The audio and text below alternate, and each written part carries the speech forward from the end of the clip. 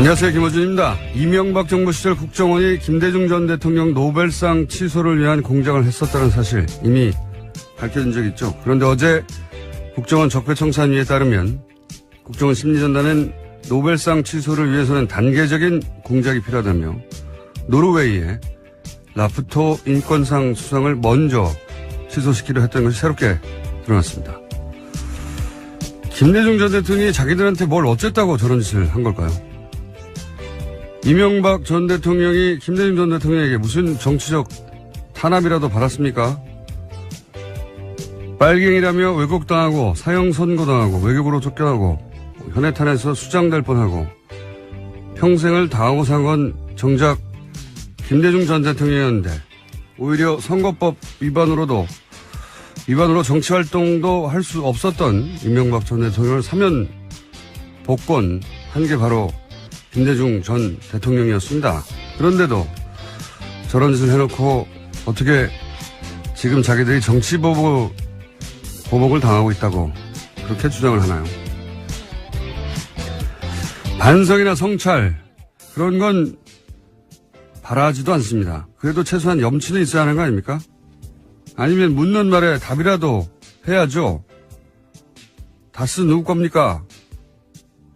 답을 주세요. 김어준 생각이었습니다.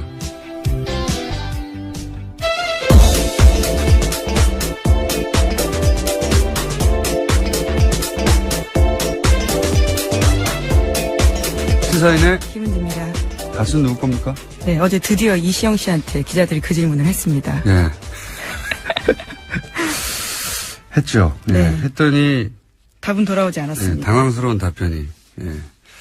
저랑은 상관없는. 근데 이 상관없다는 것이 그 마약 관련 때문에 조사를 받으러 간 거였기 때문에 그게 지금 상관이 없다고 하는 건지 아니면 정말로 다스가 본원과 상관이 없다고 하는 건지 답이 좀 애매모호한. 이와간 이제 묻기 시작했는데 답을 안 하고 있습니다. 네. 어제 박지원 전 대표는 나와서 답을 하고 가셨어요. 네, 아주 정확하게 말씀하고 가셨죠. 네, 본인 생각에는 그렇다는 거죠. MB가 아닙니까? 이렇게 답을 하고 대장을 하셨습니다. 자, 첫 뉴스는 뭡니까? 네, 예상대로 박근혜 전 대통령이 어제 자신의 재판에 나오지 않았습니다. 그래서 법원이 국선 변호인을 선임하겠다라고 밝혔는데요. 현행 형사소송법상 박근혜 전 대통령 사건은 변호인 없이 진행할 수 없기 때문입니다. 재판부는 수사 공판 기록을 복사하고 사건을 파악하는데 적지 않은 시간이 들 것이라면서 다음 재판 일정을 잡지 않았습니다. 하지만 박근혜 전 대통령이 국선 변호인이 선임되더라도 면담을 거절하는 등 변론에 협조하지 않을 가능성이 큽니다.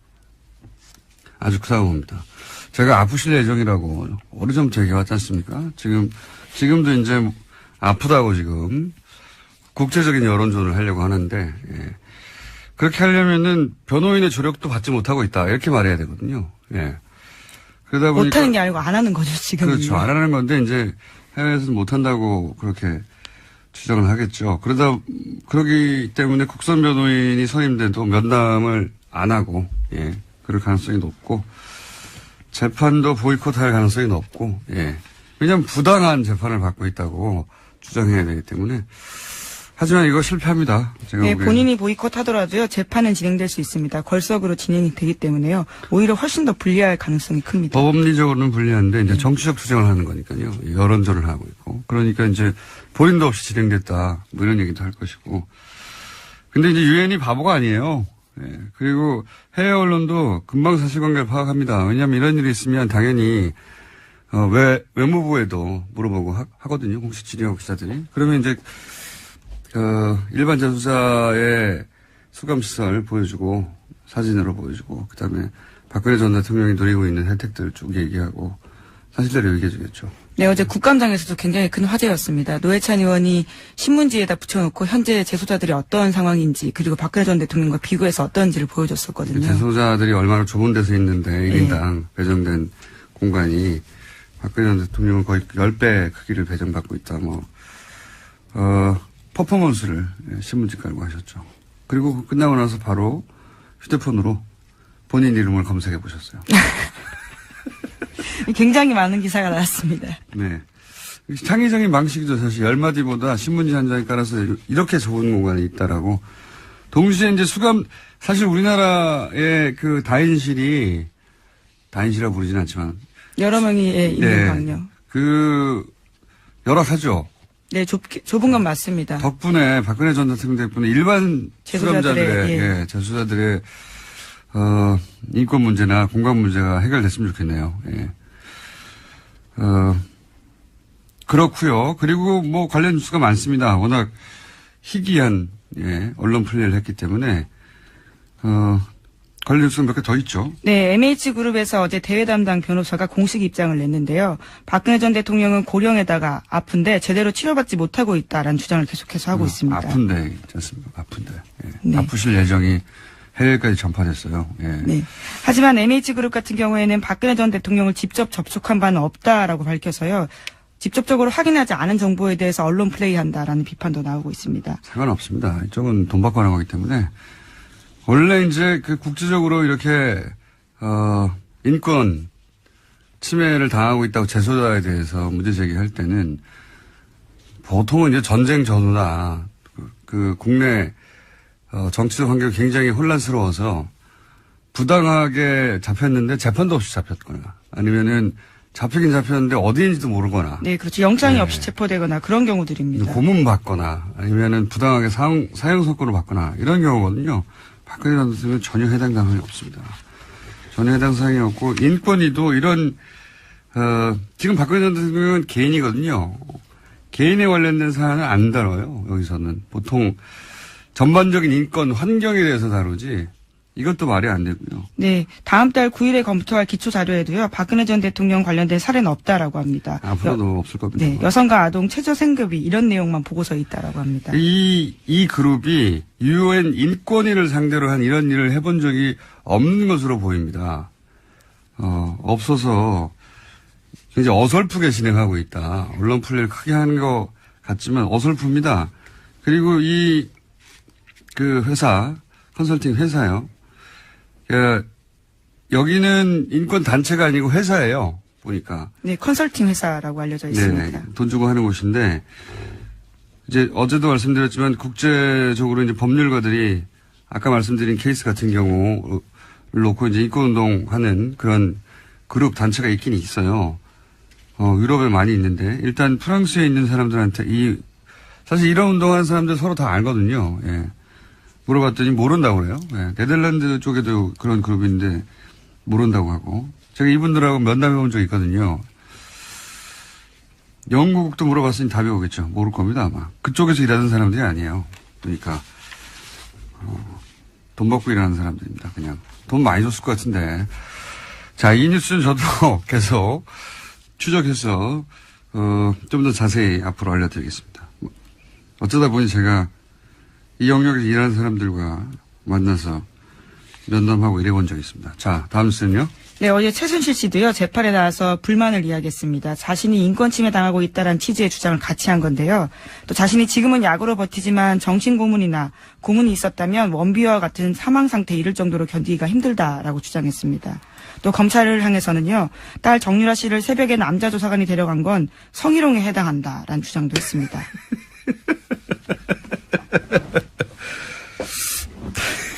네, 또 최 씨 변호인은 최 씨가 정신적으로 불안해 장기간 안정이 필요하다는 취지의 진단서를 재판부에 제출했습니다.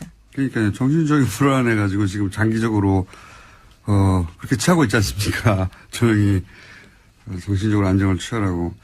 근데 이제 이런 말들을 보면요. 오토 원비어 이런 얘기도 하고 성희롱이다 이런 얘기도 하고 뭐랄까요. 저는 아무 말이나 막 하는 거거든요, 지금. 자기한테 유리하면 자기한테 유리하게만 일방적으로 해석해서. 저는 출소하면 다시 재기를 위해서, 명예회복과 부활을 위해서, 또 자기 재산을 위해서 엄청난 자산가잖아요. 밝혀진 것만 가지고도. 수단과 방법을 가리지 않고 그렇게 할 것 같다는 생각이 듭니다. 수감된 상황에서도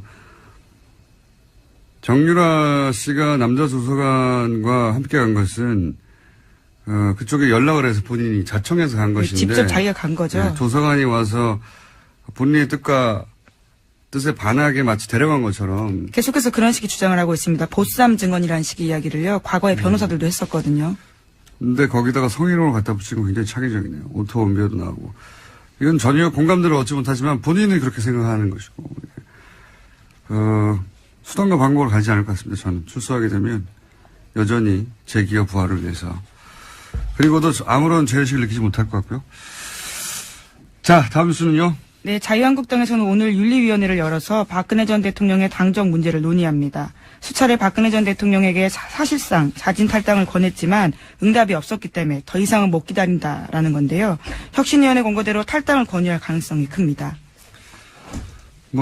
답을 할 거라고 생각하고 질문했나요? 예. 요식행위죠. 지금은 이제 바른정당과 바른정당 탈당파와 통합하기 위해서 명분을 쌓는 것이니까. 그리고 동시에 이제 국민의당에서는 그 나머지 인원들과 합치려고 요즘 언론 플레이도 열심히 하고 있더라고요. 예, 일종의 데드라인이 다음 달 13일인데요. 바른정당 전당대회가 있기 때문입니다. 국민의당은 근데 조선일보하고 협력 플레이를 하는 것 같은데 조선일보는 오늘 또 그런 기사가 났던데 국민의당 40명 중에 30명은 통합에 찬성하고 있다. 네, 그렇죠. 예, 어떻게 아느냐? 이미 2주간 1대1 접촉으로 전수조사를 국민의당 의원들을 상대로 마쳤다. 그래서 5명 정도 반대한다. 라고 하던데 전수조사를 다 마쳤는데 어떻게 당사자들은 자신들이 그런 조사를 받았다는 걸 모릅니까? 예, 박지원 대표도 모르던데. 자, 어쨌든 이 기사 역시 여론조사, 비밀리에 한 여론조사가 조선일보에서 나왔죠. 예, 이 기사도 역시 조선일보. 조선일보는 이제 걱정하는 거죠. 국민의당에서 혹시 민주당과 합칠까봐. 예. 걱정이 많아요. 조선일보가. 그래서 국민의당의 안철수계하고는 이해관계가 맞는 거죠. 그래서 연일 그런 특종을 하고 있습니다. 자, 다음 뉴스는요. 네, 오늘 새벽 추명호 전 국정원 국장에 대한 구속영장이 기각됐습니다. 서울중앙지법 강부영 영장전담 부장판사가 다음과 같은 기각 사유를 밝혔는데요. 전체 범죄 사실에서 피의자가 차지하는 지위와 역할, 피의자의 주거 및 가족관계 등을 종합하면 구속해야 할 사유와 필요성, 상당성을 인정하기 어렵다라는 겁니다. 네, 검찰이 계속 기각될 때마다 비슷한 모딩인데, 예. 추명호 전 국장도 오늘 기각됐고 또 공교롭게도 추선희 사무총장도 네. 영장이 기각됐습니다. 두 분 모두 기각됐고. 네, 여기는 기각 사유가 약간은 다른데요. 읽어보면 혐의는 소명되나 피의자의 신분과 지위, 수사 진행 경과 등을 고려할 때 도망 및 증거인멸의 염려가 있다고 보기 어렵다라는 겁니다. 혐의는 있지만 증거인멸 염려가 없다라는 취지 이야기인 거죠. 이재용 부회장은 집이 어딘지 모릅니까? 자, 이 건은 또 두 건이 동시에 발생했기 때문에 저희가 뉴스공장 영장 해설 판사를 연결하지 않을 수가 없습니다. 네. 연결되셨는지 모르겠네요. 연결됐나 봅니다. 이정렬 전 부장판사 연결해보겠습니다. 안녕하십니까? 네, 안녕하세요. 네, 저희가 몇 차례나 반복적으로 한 기각건이 이번에 또 비슷한 취지의 인터뷰가 이어질 것 같긴 한데, 그렇죠? 근데 이거 예. 하루에 하나씩 하면 저도 2번 주시는데 이거 하루에 2개를 해가지고. 네. 출연 횟수가 이래 줄었습니다. 네. 그러게 말입니다. 두 분을 그냥 묶어서 얘기해보죠. 예. 이 단건으로, 얘기하기보다는 사실은 쭉 이어져 온 어떤 흐름이 있지 않습니까? 그렇죠. 네. 그 흐름의 관점에서 보실 때 이게 어떤 문제가 있는지 좀 정리해 주십시오. 이게 저도 그래도 한때 법원에 몸담았던 사람이라 가급적이면 일반적으로 판사들이 하는 그런 거에 맞춰가지고 좀 말씀을 드리고 다른 여러 가지 의도는 배제하려고 했는데 오늘 거는 진짜 좀 어떻게 할 수가 없네요. 진짜 보니까. 네, 영장 판사도 직접 해보셨잖아요. 예. 일단 크게 저 공장장님께서 이제 두 가지를 묶어서 얘기하라고 하시니까 조금 전에 김 기자님께서 말씀을 해주셨는데 두 사람의 구속영장 청구 기각 사유 중에서 공통되는 점이 하나가 있습니다. 이 사건 범죄 사실에서 차지하는 지위, 피의자의 지위라는 말이 나와요. 네네. 예, 그런데 이제 이 지위라는 말이 보통 이제 언제 쓰이냐면 이게 뭐 직급 뭐 이런 걸 말하는 게 아니라 범죄에 있어서의 뭐 주범이냐 네. 아니면은 뭐 수족이냐 손발이냐 이런 거를 의미하는 거거든요. 이 지위라는 게. 네네. 그런데 이제 지위에 비추어 보니까 해서 기각을 했다는 건 결국 지위가 별게 아니라는 얘기잖아요. 네. 예, 그러니까 이제 두 사람이 이제 손발이다. 뭐 지위가 높아서가 아니라 지위가 낮아서 풀어줬다. 그렇게 그렇죠. 해석된 그렇죠. 예, 그렇게 해석이 돼요. 일단은 기각 사유를 보면요. 네.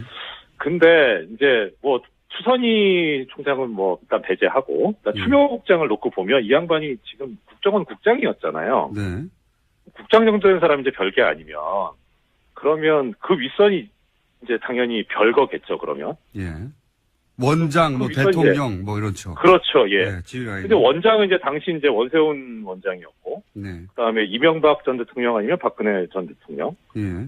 근데 이제 원세훈 원장은 지금 수감돼 있잖아요. 네. 그리고 박근혜 전 대통령도 수감돼 있고, 네. 그러니까 이 두 사람 뭐 그렇다 치고 이명박 전 대통령 같은 경우에 그러면 예. 이게 윗선이 있기 때문에 그래서 지위가 얼마 안 되니까 기억했다면은 이 세 사람도 다 지금 이 범죄 혐의에 연루돼 있다라는 거로 법원이 본 거 아니냐 이렇게 해석 가능하긴 해요. 논리적으로만 보자면 예. 그렇죠. 근데 네. 그렇게 봤을 것 같지는 않지만 예. 일단 하여튼 그런데 순수하게 법적인 관점에서만 보면 그러면 두 사람은 수감돼 있으니까 어떻든 이 추명호 추선희하고는 차단돼 있으니까 예. 두 사람이 말을 맞추긴 어려울 거예요. 네. 그런데 이명박 같은 경우에 지금 수감이 안 돼 있잖아요. 아, 그러면 그 논리들 한번. 예, 이거 뭐 법논리입니다. 뭐 수감돼야 되냐 안 되냐 뭐 이걸 얘기하자는 게 아니라 네. 지위가 중요하지 그러니까 않다니까. 예. 예, 그러니까 언제든지 이 두 사람 접촉 가능한 상태에 있기 때문에 당연히 증거인멸의 우려가 있어요. 이런 경우에 이제 어떻게 법원에서 판단을 해왔냐면 영장 전담할 때 조사받지 않은 공범이 있다. 그러니까 증거인멸의 우려가 있다. 이렇게 봐왔거든요. 그러니까 조사받지 않은 공범이 있어요. 이명박 전 대통령이 아직 조사를 받은 바가 없잖아요. 네. 그러니까 증거인멸의 우려가 당연히 있는데 지위 때문에 증거인멸의 우려가 없다라고 봤다. 연결을 시키면 그건 명백히 부당한 거죠. 법논리로 또 하나는, 따지니까 그렇군요. 예. 예, 그렇죠. 그다음 또 하나 이제 도주 우려가 없다는 건데 네. 도주 우려가 없다는 것도 뭐 기존에 우리 수공장에서 여러 번 말씀드렸습니다만 도주 우려가 있다고 보는 경우가 언제냐면 대표적인 경우가 실형 선고가 예상되는 경우거든요. 이게 수감될 가능성이 있으니까 당연히 도망가지 않겠습니까? 이렇게 보는 거거든요. 객관적으로. 뭐 조금 전에 공장장님 이재용 피고인 얘기도 하셨는데 뭐 개인적으로 어떻다 저떻다는 사실 크게 따지진 않아요. 왜냐하면 그렇게 되면 유전무죄 무전유죄가 돼버리니까 객관적으로 좀 보자는 거죠. 근데 지금 이 사건에서 보면 내용이 뭐냐면은 이 공무원이 정치적 중립을 지켜야 되는데 이건 다른 법도 아니고 특별법이 있어요. 국정원법에 정치적 중립을 지키라고 다른 일반 법하고 달리 국정원 직원이 거기다 민간인이 공모 가공해가지고 민주주의의 근간을 흔들어버리는 여론 조작을 해버린 거란 말이에요. 상당히 중대한 범죄죠. 그러니까 근데 이게 별게 아니라고 본 거예요. 이 정도 가지고 실형 선고 안 된다는 거죠. 실형 선고가 예상될 정도의 중대한 범죄는 도주의 우려라고 우리가 있다고 생각해서 구속하는 게 통상적인 경우인데, 그렇죠. 예. 중대한 범죄가 아닌 걸로 봤다. 그렇지 않고서는, 이런 논리가 나올 수가 없다. 이런 말씀이시군요. 그렇죠. 그러면 이게 중대한 범죄가 아니라면 이거는 이 영장전담 판사들이 민주주의를 부정하는 세력이거나 아니면은 최소한 적어도 이쪽에 관련된 정치적인 입장과 견해를 같이 하는 거 아니냐라는 그런 의심이 들어요, 강하게.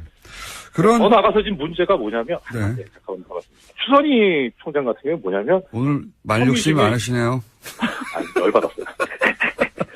추선희 총장 같은 경우 2천만 원 갈취도 있거든요. 혐의가. 이거는요, 국정원법 위반을 떠나서요, 이 정도면은 뭐 합의가 됐는지 안 됐는지 모르겠는데, 이거 당연히 이거 실형 선고감이에요. 근데 이게 지금 아니라고 하는 거는 뭔가 이건 의도가 있는 거죠. 그렇게밖에 해석이 안 돼요.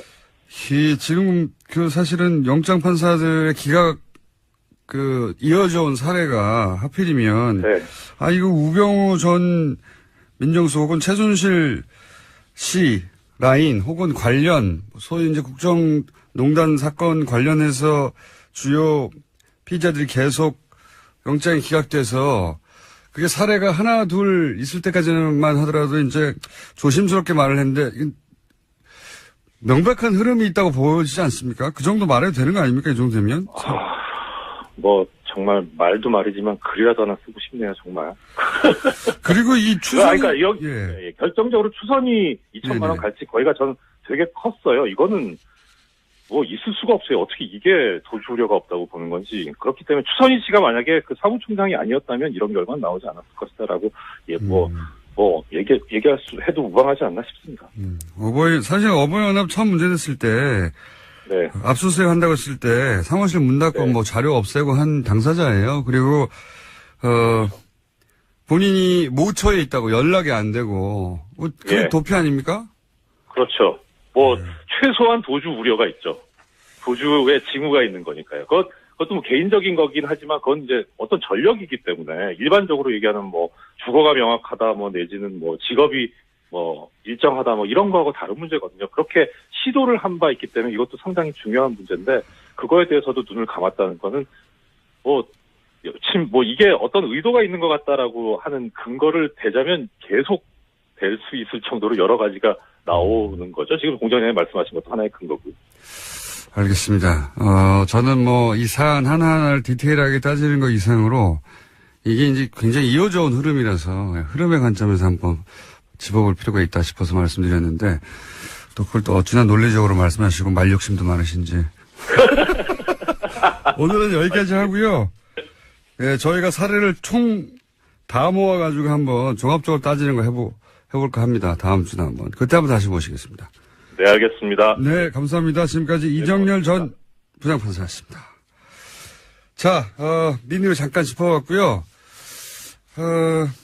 뉴스 한두 개 정도 더 할 시간이 있습니다. 예. 네, 아까 앞서 말씀드렸었는데요. 이명박 전 대통령의 아들 이시영 씨가 어제 검찰에 출석했습니다. 마약 투여 의혹을 제기했던 KBS 추정 60분 팀을 고소한 바가 있는데요. 이와 관련해서 조사를 받기 위해서 나온 겁니다. 근데 지금 모바일 소변 검사 한번 나오나요?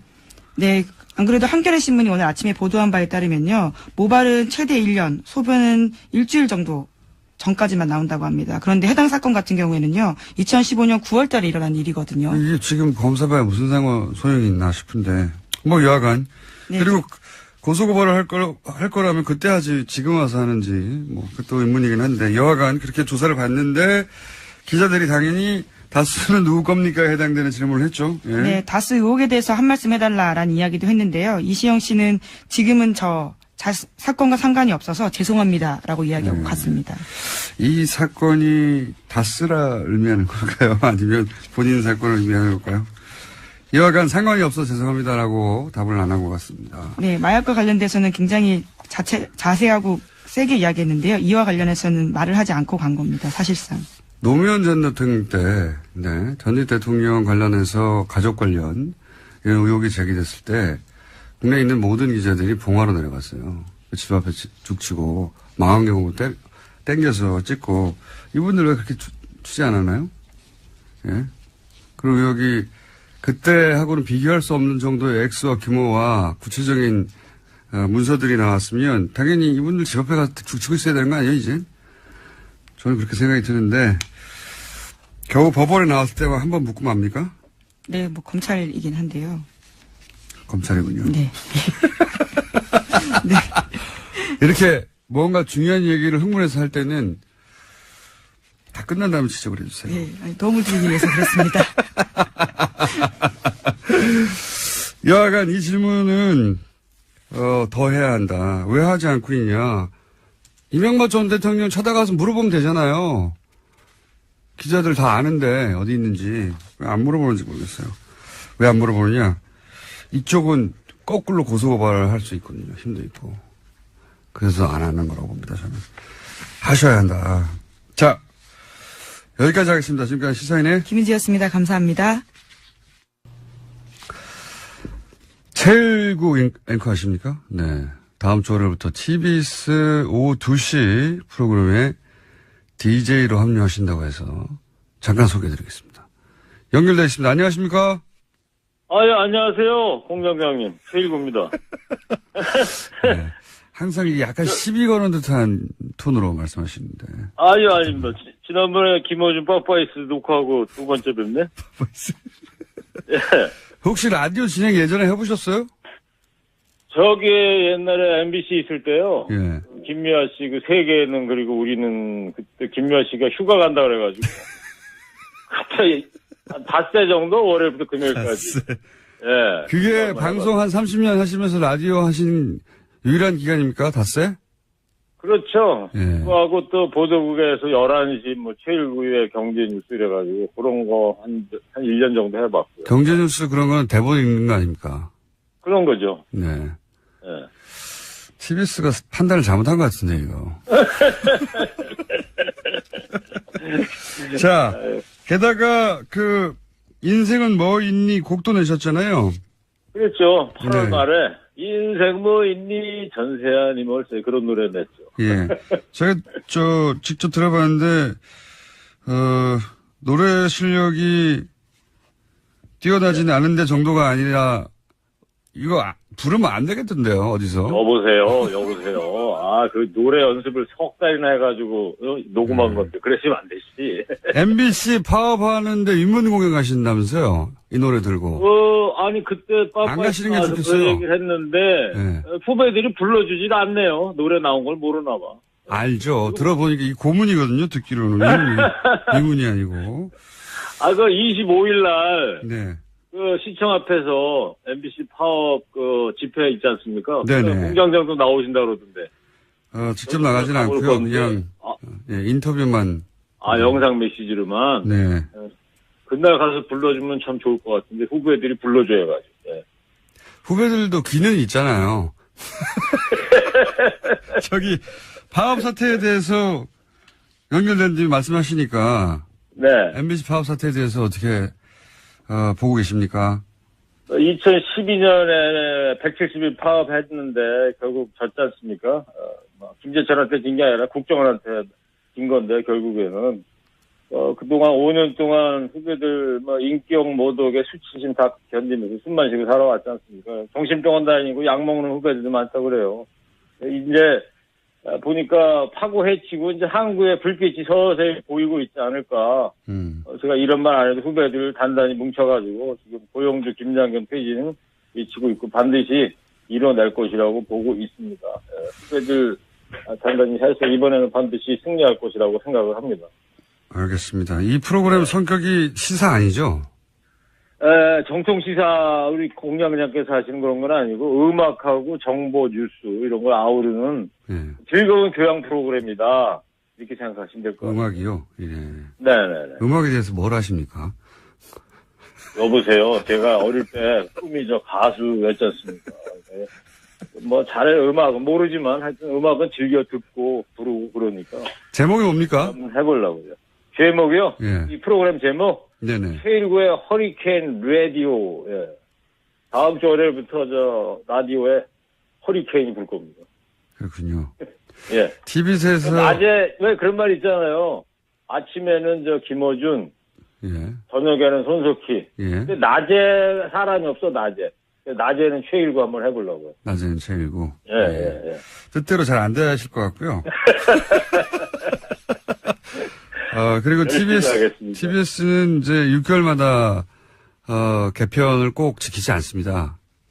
6개월에 한 번씩 개편합니까? 네. 6개월은 버티실 수 있어요. 6개월 하다가 6개월 전에도 잘릴 수가 있겠네, 그러면? 그렇죠.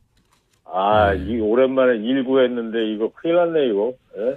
자, 이제 제가 보기엔 이게 마지막 인터뷰 같고요.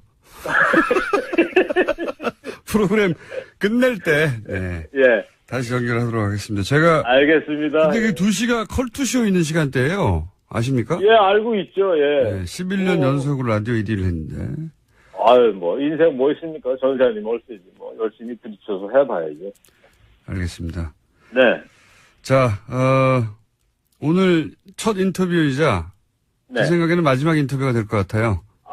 그러지 마시고, 이제 시작하는데. 제일 SBS 블랙하우스 하신다며요. 네. 공중파 가시는데 머리 좀 깎고 수염 좀 깎으실 그런 의향은 없으세요? 네, 그런 생각은 없고요. 예.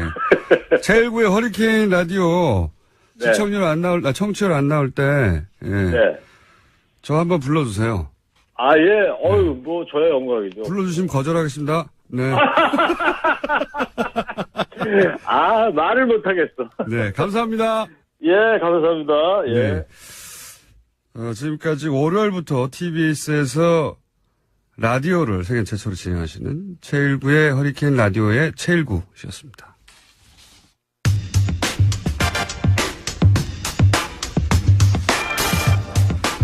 어제 국정감사에서 제2 롯데월드가 군사안보상 심각한 위험을 초래한다. 예, 이런 주장 나왔습니다. 더불어민주당 박범계 의원 전화 연결해 보겠습니다. 안녕하세요. 네, 안녕하세요. 저희가 먼저 섭외를 했습니까? 아니면 뉴스룸이 먼저 섭외를 했나요? 뉴스룸이 먼저 섭외했습니다. 네, 아닌 것 같은데. 저는 바른 사람입니다. 자, 우리 꼭 인터뷰 잡고 나면 뉴스룸에 먼저 등장하시는 분들이 한두 분이 아니어가지고, 네. 저희도 네. 뉴스룸을 보다가 꺼버렸습니다, 어제. 그러셨나요? 자, 오늘 반나절 지났으니까 밤새 또 새로운 정보가 나오길 기대하는데, 우선 군사안보상 제2 롯데월드가 위험이 있다는 얘기는 사실 당시에도 나왔었습니다. 근데 국정감사에서 굉장히 자세히 무엇이 문제인지 조목조목 짚어주셨는데, 군사안보상 위험 정리를 좀 해주십시오. 어떤 게 있습니까? 네, 일단 제가 말씀드린 이런 위험 요소들은 네. 제가 군사안보상의 전문가도 아니고 제 전공도 아니기 때문에 제 개인적인 어떤 주관적인 입장이 아니고 네. 제가 평생을 공군에 계셨고 공군 참모총장까지 하셨던 또 그 당시 제1롯데월드 신축 승인 과정에서 반대를 했던 김은기. 예, 김은기 전 공군 참모총장을 제가 만나 뵙고 네네. 브리핑을 좀 받은 뒤에 그 의견에 기초한 거라는 말씀드립니다. 제1롯데월드는 555m에 123층짜리 잠실 석촌호수 주변에 있는 큰 건물이죠. 네. 주변에는 그만한 건물들은 전혀 없습니다. 딱 한 건물만 우뚝 서 있는데 네. 그 건물이 들어섬으로써 한마디로 전투기가 이착륙할 때, 특히 착륙을 할 때 이제 쭉 패턴을 그리면서 궤적을 그리면서 이제 들어옵니다. 바로 일직선으로 들어오는 게 아니고요. 네. 그것을 이제 장주라고 표현하는 모양입니다. 공군에서는. 그래서 서쪽의 하늘을 이렇게 패턴을 그린 것을 서편장주, 동쪽의 패턴을 그린 것을 동편장주 이렇게 표현하는데요. 한마디로 제1롯데월드가 들어서게 되면서 성남 비행장의 서편장주가 못 쓰게 됐다. 이런 얘기입니다. 그렇게 된다면 네. 유사시의 전투기라는 것은 일종의 적을 공격한다든지 또는 적의 공격을 피하기 위해서 일종의 생존을 위한 어떤 기동 영역을 확보해야 되거든요. 네. 그렇지 않습니까? 그래서 그걸 전문용어로 회피 기동이라고 한답니다. 네. 적의 공격을 피하기 위한 기동 영역, 어떤 일정한 어떤 바운더리를 확보를 해야 되는데 서편장주 부분, 즉 제1롯데월드 부분은 완전 쓸모가 없는 부분이기 때문에 제약을 받게 돼서 결국은 안보상에 큰 위험이 초래된다 이런 말씀입니다. 알겠습니다. 이 이야기는 사실 건설 당시에도 공군은 반대를 했었기 때문에 그런데 이제 그 반대 이후에 어떻게 승인이 되었는지 그 중간에 승인 과정은 저희가 잘 알 수가 없습니다. 근데 이 롯데월드 승인 과정의 문제점 뭐라고 보십니까? 예전 기사를 찾아보니까요. 네. 저희 당의 안규백 의원이 오랫동안 국방위만 많이 하시는 의원님이신데, 네. 그 당시 공군뿐만 아니라 한국공항운항학회라는 네네. 학회가 학회 연구 용역을 맡겠답니다. 정부가. 네네. 근데 그 정부가 맡긴 최종 검증 보고서에 중간 보고서에 있는 항목이 삭제됐다고 그래요. 그것이 바로 아까 제가 말씀드린 이 제1롯데월드가 건축되게 되면 서편 장주 확보가 어렵다. 네. 하는 그런 중간 보고서의 항목이 최종 보고서에는 없어졌다고 합니다.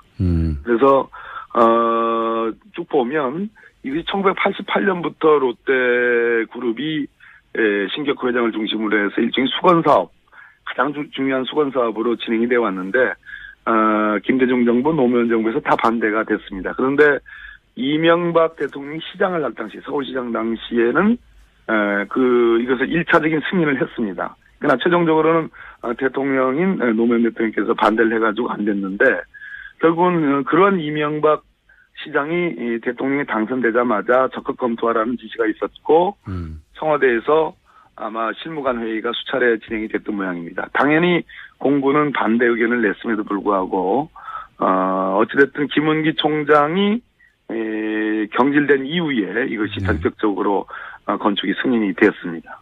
김은기 공군참모 당시 총장이 반대해서 경질됐을까요? 그럴 수도 있겠습니다. 얘기를 듣다 보니까. 이명박 대통령이 취임하자마자 군에 대한 인사를 했는데요. 예. 했는데 그중 육해 공군 대장이 총 9명인데 예. 그중에 딱 2분이 그대로 유임이 됩니다. 예. 한 분이 김은기 장군이고요. 대장이고 한 분이 김태영 대장이거든요. 네. 이 2분이 그냥 유임이 됐습니다. 네. 근데 유임이 됐다는 얘기는 뭐 정부가 바뀔 때마다 과거 정부 사람이 한두 명이 유임이 되고 오히려 승진한 경우도 있죠. 네네. 당연히 유임됐다는 것은 임기가 어느 정도 보장되는 걸로 보여지는데 다시 10월에 전역을 당하거든요. 아, 그렇군요. 그 직후에 이제 승인이 됐습니다. 상관관계가 있을 수도 있겠습니다. 저는 뭐 그런 기사들은 많이 있죠. 네. 최근에 청와대 캐비넷에서 관련 문건이 발견됐다고 했는데 혹시 그 내용은 아십니까? 그런 문건이 발견됐다는 얘기는 전에 들었습니다. 그러나 내용은 네.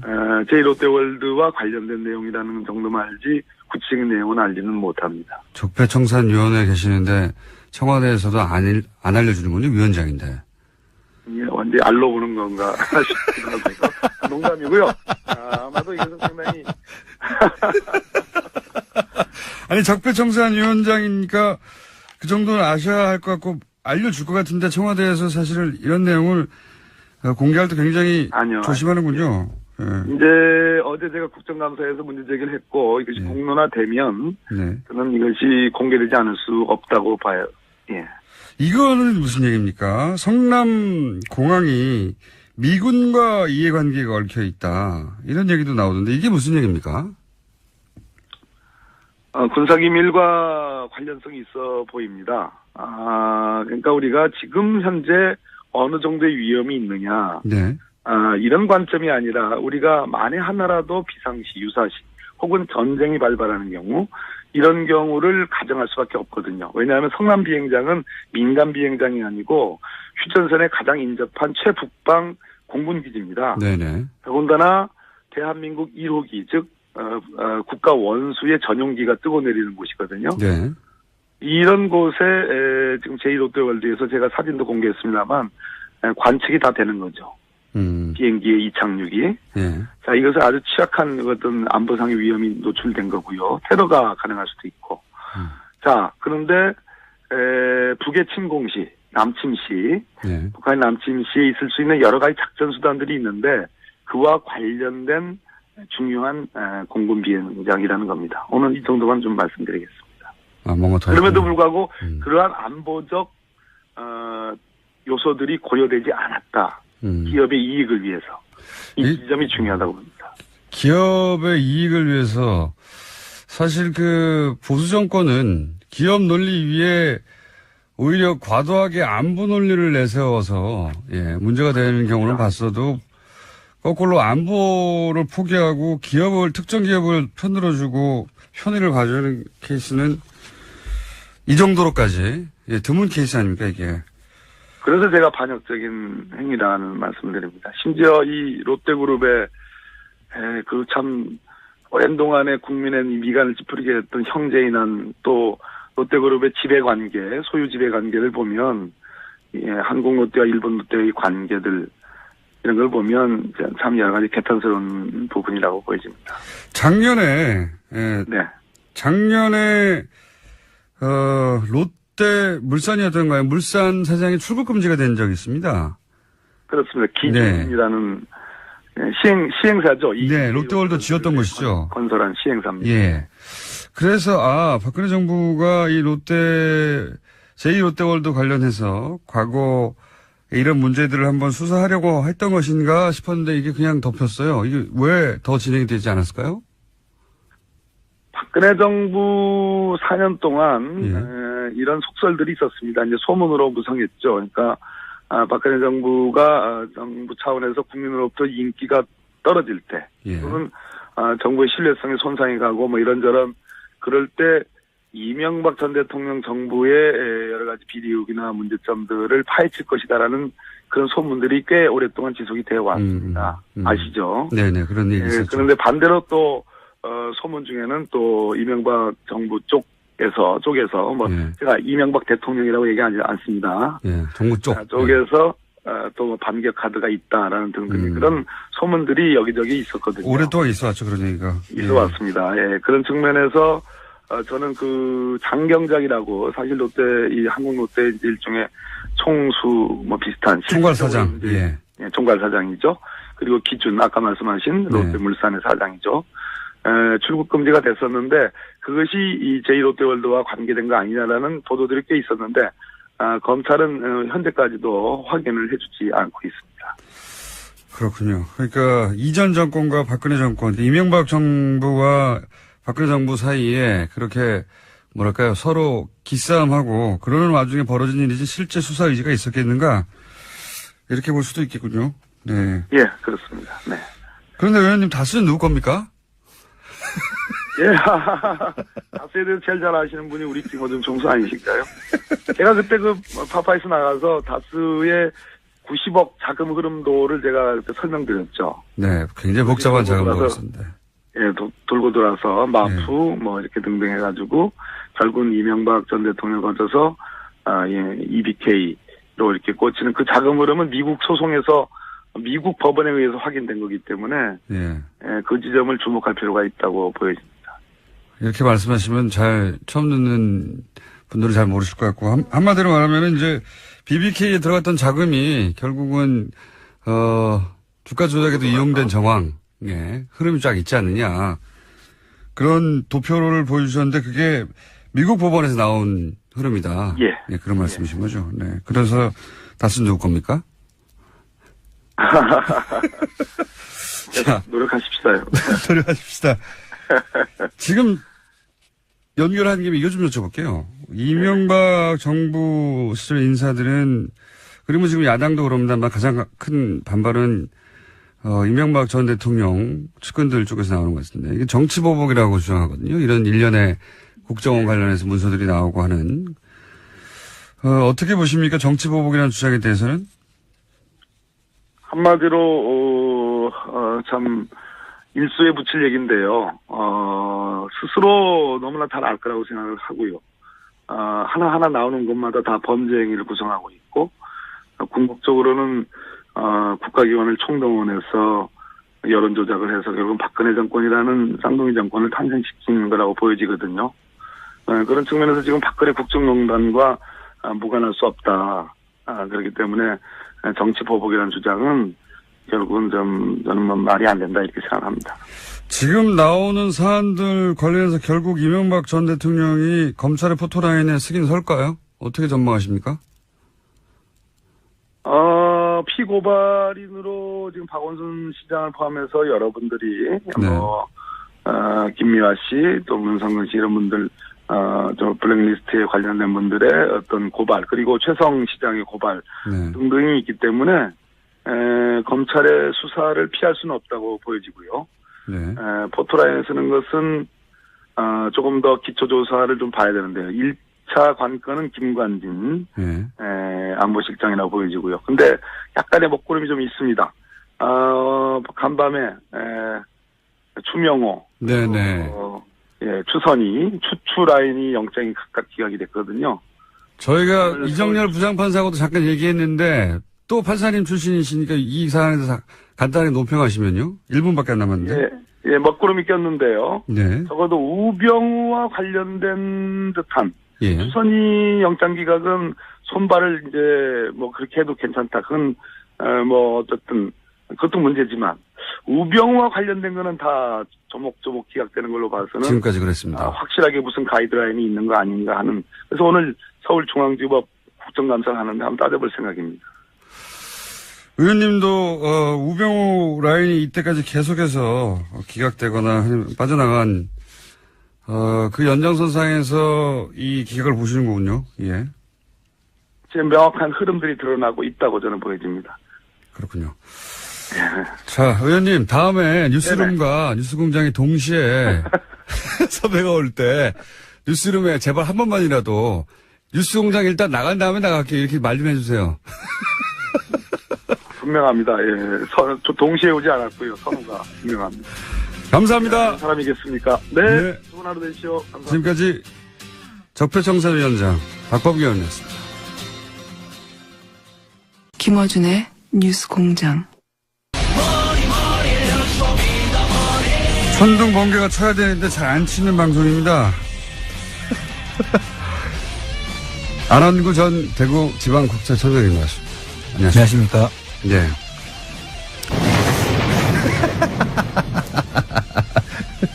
예, 천둥이 아무 말 안 하고 있는데 터졌습니다. 월요일 날 말이죠, 저희가. 예. 도곡동 땅. 결국 BBK의 자본금이 된 그 도곡동 땅을 판 돈 190억. 예. 이게 제3자의 것이라고 검찰 발표가 있었는데 예. 그 이후에 흐지부지 됐다 이게. 예. 그런 말씀하시다가 끊어져 버렸어요. 시간이 부족해가지고 본론에 못 들어가고. 예. 그 얘기 다시 잠깐 정리하자면 이게 당시 상황을 좀 얘기를 해 주십시오. 검찰에서. 예. 네. 그 당시에 도곡동 땅 판 돈이 263억이 있었고요. 263억 있었고. 예. 그것을 이제 그 중에서 190억. 그러니까 그래서 아마 저도 그때 궁금했던 게 263억에 팔았는데 그 땅을. 예. 근데 왜 190억만 다스에 들어갔지? 그랬었거든요. 그렇죠. 그때 당시에 263억 중에서 양도소득세가 있지 않겠습니까? 네. 그 부분들을 빼고 보니까 한 190억 정도가 그 남은 부분들이 하고 그 일치를 해요. 그러면은 사실상 이 BBK 자본금을 집어넣으려고 실제로 도곡동 땅을 판 거가 맞네요. 돈이 딱 맞네요. 예, 거의 그 일치를 합니다. 거의 비슷한 금액인데요. 그 금액을 이제 도곡동 땅을 팔아서 다스에 이제 넣지 않습니까? 예. 그 다스가 들어갈 때 그 여기서부터 이야기가 시작되는데요. 검찰이 그 당시에 예. BBK 수사를 특검에서 하기 전에 예. 검찰에서 도곡동 땅은 그럼 누구 거냐를 네. 수사를 했었습니다. 왜냐하면 그 돈으로 다스에 들어갔고 다스에서 그 돈이 BBK 자본금이 됐으니까요. 네. 그때 한나라당의 자기들 경선을 할 때 이 네. 누구 거냐가 이미 문제가 됐었고 네. 사실 제가 그 서류를 봤다는 사람이고요. 네. 그때 당시에 검찰에서 네. 그 부분을 이제 수사를 해서 결론을 내렸는데 네. 제3자 거라고. 김재정 이상 것 누구 것도 아니고 제3자 것이다 이렇게 했죠. 왜냐하면 땅은 김재정 이상한 건으로 돼 있었는데 예. 그게 아니다. 제3자 거다. 근데 예. 제3자가 누군지 말 안 했어요. 그렇죠. 근데 그 제3자를 검찰에서 그 당시에 조사를 하려고 했는데 조사에 응하지 않아서 조사를 할 수가 없었다. 제3자가 누군지 알았다. 예. 검찰은. 조사를 응하려고 그러면 통지를 하고 오지 않아서 못했다는 것은 그렇죠. 미리 알았다는 것이죠. 그렇죠. 다만 발표를 하지 않았을 뿐이고요. 네. 그 제3자가 그 도곡동 땅 주인이었다는 것이지 않습니까? 그렇죠. 그런데 그 돈이 이제 다스로 들어갔어요. 예. 그리고 다스에서 BBK 들어갔고. 그렇죠. 우선 다스까지 들어간 것만 네. 우리가 보면 이 다스에 들어간 돈들이 지금 제3자의 것이면 들어갈 수 있는 게 그 자본금으로 들어가든가 예. 아니면은 빌려올 경우에만 들어갈 수가 있죠. 가수금 뭐 형태로 잡히든가 뭐. 그렇죠. 빌려온 돈으로 회사가. 예, 주임정도 단기 채무 뭐 이런 예. 식으로 잡혔어요. 왜냐하면 회사는 김재정 이상은 씨의 것이었기 때문에 제3자 것이면 자기들 돈이 아니니까 빌려와야 되는 거 아닙니까? 그렇죠. 회사 입장에서는. 그런데 나중에 결론적으로 보면 그 190억에서 일부인 140억이 돌아올 때 예. 2011년도에 장부에 적혀 있는 거 보면 예. 140억은 다스 돈으로 돼 있어요. 빌려온 게 아니라. 예. 그럼 사실은 말이 안 되네요. 그 돈을 돌려줬어야 되지 않습니까? 그렇죠. 140억을 제3자한테 줬어야 되는 거죠. 그럼 다스하고 제3자가 사실 한 몸이 아니면은 예. 동일체가 아니면은 그렇게 회계 처리를 할 수가 없지 않겠습니까? 당연히 그러네요. 그럼 이거는 누구 책임을 따져, 국세청 책임을 따져야 되는 겁니까? 아니죠. 그 당시에 검찰이 제3자의 그 것으로 보이는 그 제3자를 조사를 할 정도로 통보도 했을 테고 오지 않았다면 검찰에 답이 있다고 봐야죠. 그렇군요. 그렇습니다. 이 이야기를 저희가 월요일로 하려고 했는데, 서론하다가 끝나버렸고요. 예. 그렇습니다. 그래서 그 얘기가 뭐였는지 궁금해하시는 분들을 위해서 일부죠. 예, 그렇습니다. 일부.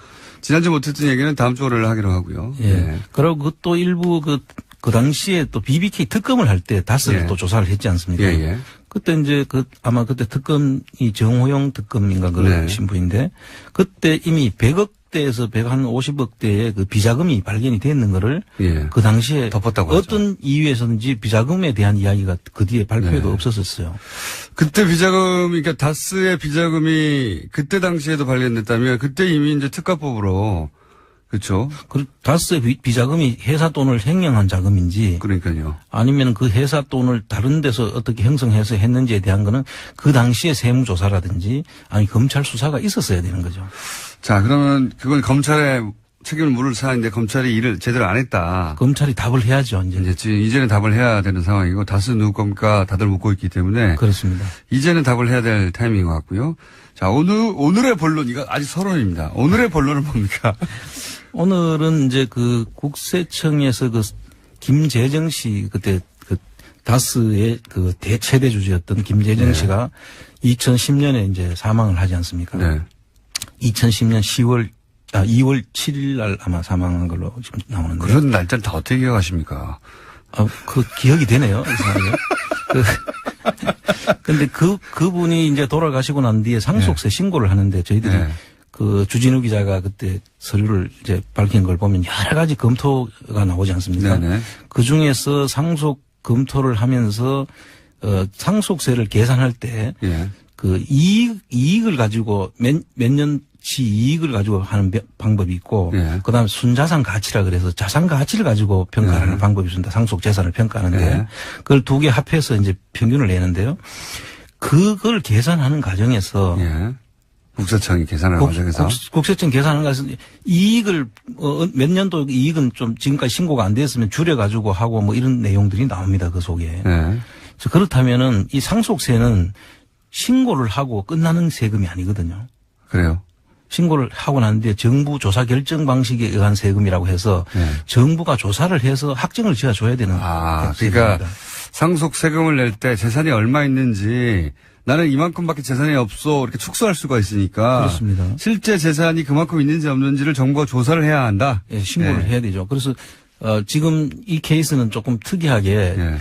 지금 저희들이 의혹을 가지고 있는 것은 김재정 씨가 이명박 씨 재산을 김재정 씨 이름으로 가지고 있다는 거 아니겠습니까? 예, 그런 근데 의혹이 있는 거죠. 그런 의혹을 가지고 있는 건데 그분이 돌아가셨어요. 그럼 예. 실제 그 사람 상속세가 아닐 수도 있는 거고 그렇죠. 또 그 평가하는 방법에 있어서 아까 같이 여러 가지 이제 그 꼼수를 부리려고 했던 예. 정황들이 있는데 자기 재산을 줄인다든가 예. 뭐 이런 그래서 그럼 그 평가하는 방법에는 문제가 없었는지 살펴봐야 되죠. 그래서 그 결정을 해줘야 될 책임이 살펴보셨더니 어떻습니까?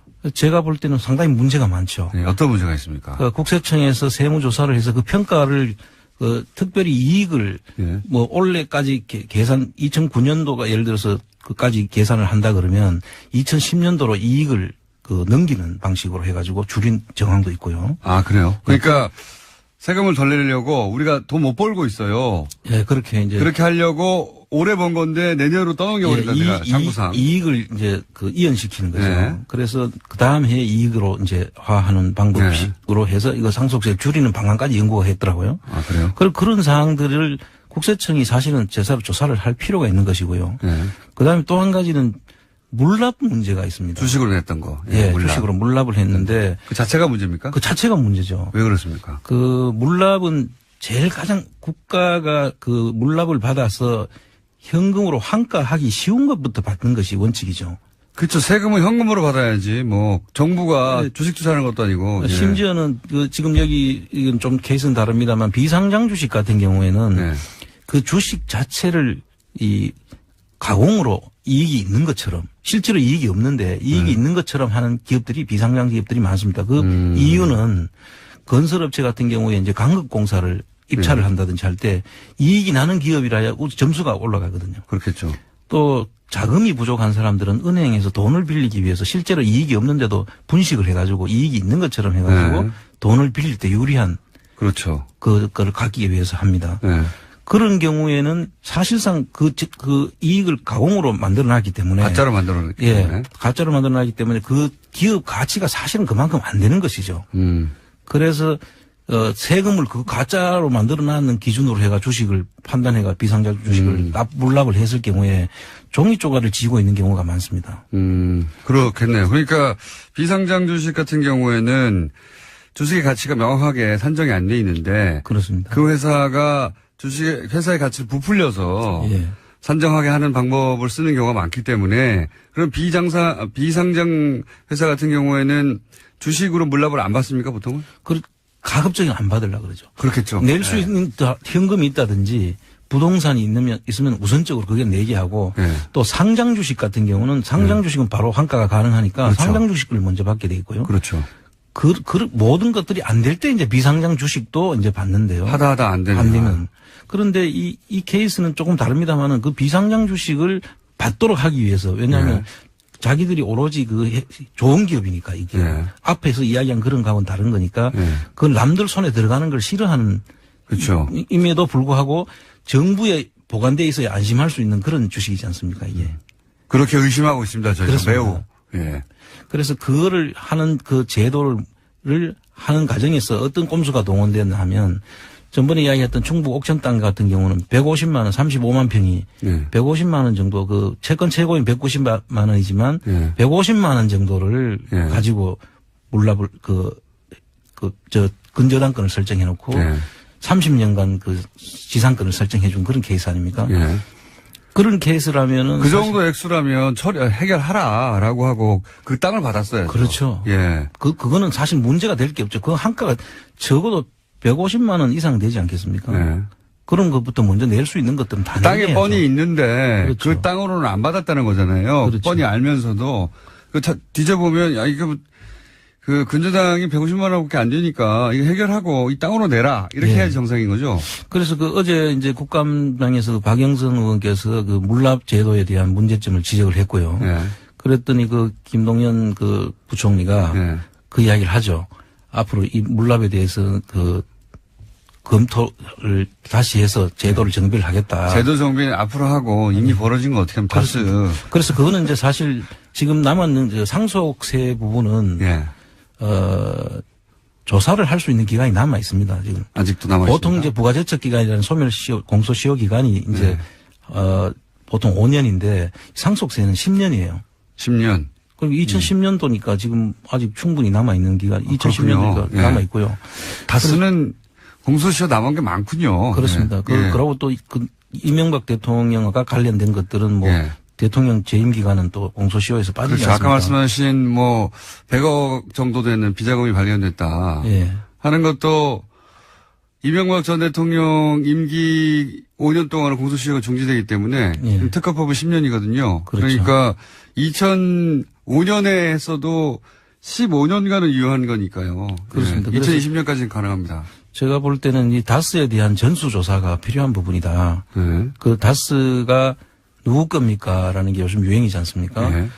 그 다스가 누구 건지를 답해야 될 기관은 국세청과 검찰이다. 저는 그렇게 보고 있습니다. 특히 아까 말씀하신 제3자, 그건 검찰이 답해야 되는 것이고. 그렇습니다. 지금, 물납을, 비상장 주식을 보통 안 받는데 왜 받았냐부터 시작해서, 그리고 물납, 그러니까 주식으로 받기 이전에 충분히 부동산으로 받을 수 있지 않았냐. 국세청은 그걸 모를 리가 없지 않습니까? 그렇습니다. 당연히. 가장, 현금화하기 쉬운 것부터 받는 건데. 그렇죠. 가장 빠른 게 비상장 주식은 거래가 안 되니까, 안 팔면. 거래가 안 되니까, 땅부터 하면 바로 되는 거 아닙니까?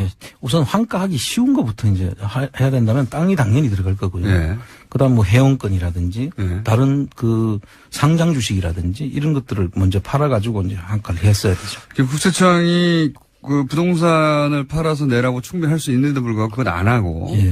안 하고 굳이 주식으로 받아줬다는 거 아닙니까? 그렇습니다. 이거 국세청장을 하신 분으로서 이 정상적이지 않다고 보시는 거죠. 매우 이상한 거죠. 매우 이상한 거죠. 그 안에서 제가 그 뒤에 이야기를 들어보면 그 당시에 내부에 있던 국세청 고위층이 이 부분을 전부 다 검토를 하고 그 뒤에서 자료를 제시했다는 그런 지금 뒷이야기가 있습니다. 그렇다는 얘기는 지금 당시 다스가 소위 상속세를 내려고 여러 가지 고민을 하고 그런 문서도 나왔지 않습니까? 그렇습니다. 이렇게 하면 어떻고 저렇게 하면 어떻고. 그런데 그 코치를 국세청에 있는 고위 관계자가 했다는 이야기를 들은 적이 있어요. 그렇습니다. 아, 그래요? 네. 번개! 전농 어떻게 갔어, 같이 가고. 그러니까 그 돈을 어떻게든 받아야 될 쪽에서 예. 사실은 거꾸로 코치를 해준 거네. 이렇게 하면 좋다고. 그렇죠. 가장 잘 아는 곳이 국세청이니까. 그렇죠. 아주 그 피해가는 방법을 제일 잘 알 수도 있죠. 네. 그걸 조사를 하는 기관이니까요. 그럼 국세청을 대상으로 해서 검찰이 이거를 하나의 건으로 조사해야 되는 거 아닙니까? 그 당시에 이 건에 대해서는 그 두 기관이 예. 사실은 직접 안 하면 예를 들어 국세청이 직접 조사를 해서 이거 조사할 수 있는 기간이 남아 있으니까요. 예. 자기 시정 기회를 줘야 되잖아요. 예. 그래서 일단 한번 보게 하고 예. 만약에 안 하면 감사원에서 지적을 할 수 있다고 저는 봅니다. 감사원에서 지적을 그 하고. 국세청 문제를 일단 왜 감사원에서 고발할 수 있게 됐겠네요. 감사원 감사를 하면 그 예. 내용들이 이제 명백하게 밝혀지죠. 아, 이게 들으신 이야기인 거죠, 이제 지금. 예, 그렇습니다. 국세청 예. 고위 관계자가 다스가 꼼수로 물납할 수 있도록 코치를 해준 정황이 있다. 네. 누군지 아십니까? 말씀 못 하시겠지만. 짐작은 가는 사람이 있습니다. 짐작을 하는 게 아니라 누군지 아시나 보군요. 이름은 안 여쭤볼게요. 하여튼 있다는 거죠, 구체적으로. 네, 지금 현직에서 퇴임한 사람입니다. 그래요? 네. 그럼 누군지 아시네요. 네. 제이모 씨 이런 식으로도 안 됩니까?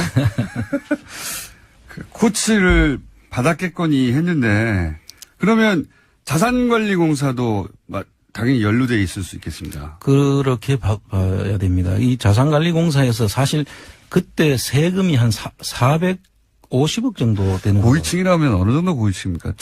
국세청장급입니까? 최고 위층으로 올라갔죠. 아, 국세청장급이군요. 예. 예. 자산관리공사 예. 책임은요? 이 자산관리공사의 경우에는 이 당초에 이제 우리가 그 상속세를 계산했을 때 내는 금액이 그 20% 해당되는 금액 자체가 얼마였나 하면 450억 정도 됐다는 거죠. 예. 근데 그 450억을 이제 주식으로 이제 물납을 했는데 그게 해당되는 금액이 20% 가까이 19점 몇 프로. 예. 약 20%에 가까운 그 주식이 지금 물납이 돼 있는데 그게 가자마자 자산관리공사에서 평가를 새로 해가지고 이제 네. 매각을 하려면 평가를 해야 되지 않습니까? 그렇죠. 그 자산관리공사의 평가로는 850억 정도로. 2배로. 그렇죠. 예. 이게 참 이상한 일입니다. 이상한 일이죠. 예. 그 세금을 낼 때는 450억. 예. 팔려고 할 때는 800억. 850억. 예. 그게 지금. 안 팔겠다는 생각이 말이죠, 이게. 그렇죠. 그래서 지금은 거의 한 400억, 500억 가까이 되는. 그러니까요. 못 사게 하는 거 아닙니까, 이거? 거꾸로?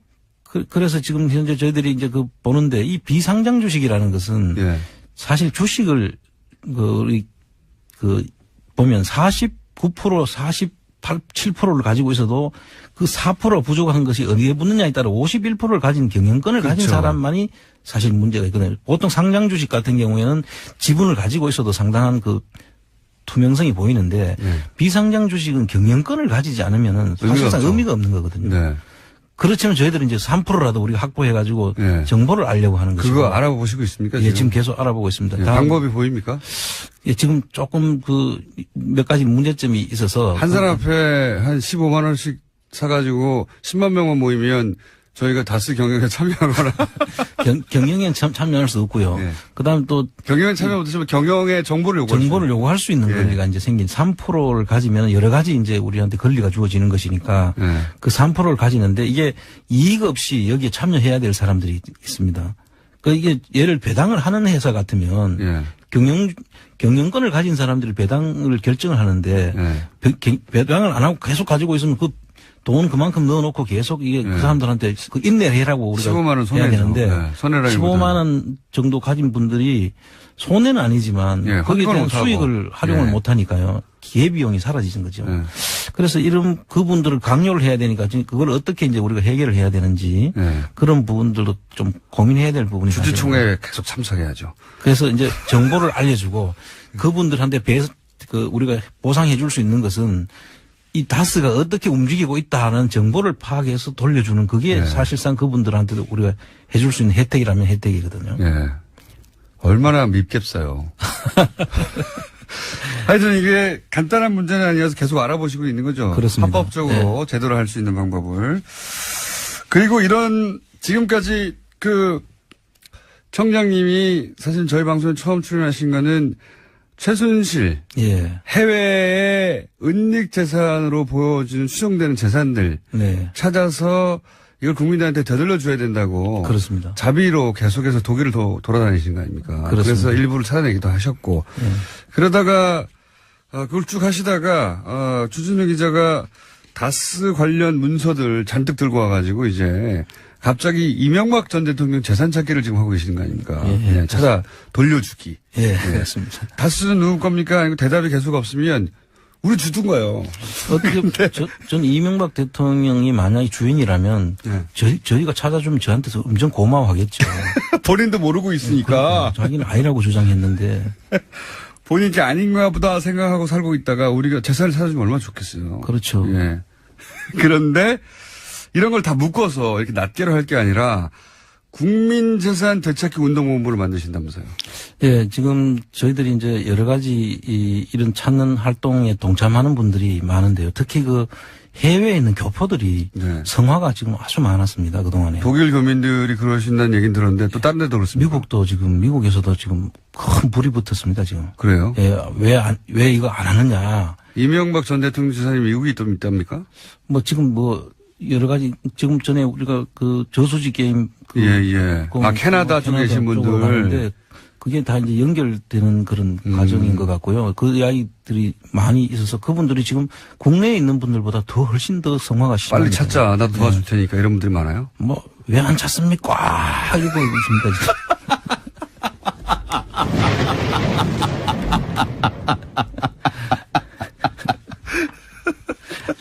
아니, 이제 개그까지, 예. 처음에 저희가 청장님과 방송할 때 진행하기 참 쉽지 않았거든요. 네. 그래서 저희가 전동번개를 준비했는데 이제 꽉까지 하시고. 그런 요청이 너무 많아서 예. 이제 혼자 방송에 나가서 얘기하는 것을 넘어서서 예. 국민운동본부를 발족을 해서 이분들의 뜻을 모아야 되겠다, 중지를. 그렇습니다. 이제 국회의원 회관에서 10월 25일 날 네. 2시에 이제 창립 총회를 겸해서 이제 출범식을 이제 하기로. 이거는 국회에서 하는 게 아니라 정치권에서 하는 게 아니라 지금 실제 주체는 국민운동본부고요. 국민운동본부라 하면 여기서 청장님 아닙니까? 제가 좀 쉬면 되는 것이죠. 청장님 개인 운동본부에서 이제 국민운동본부로 좀 넓혀가보자. 사실 이제 제가 한다고 하더라도 이제 앞에 이 뜻을 같이 하시는 이제 네. 그 종교계, 그다음에 그 시민단체, 네. 그다음에 그 학계, 또 그렇죠. 여성계 이런 분들이 전부 다 같이 참여를 합니다. 알겠습니다. 이 운동본부가 이제 만들어지는군요. 이게 이제 청장님이 자비로, 사비로 해외 돌아다니면서 하던 일이 점점 커져서 이제 국민운동본부가 언제 발족됩니까? 10월 25일 날 발족하고. 10월 25일이면 다음 주네요? 예. 그렇죠. 다 이제 바쁩니다. 지금 그래서 뭐 정관도 만들고 지금 한창 지금. 정관도 혼자 만드신 거 아니에요?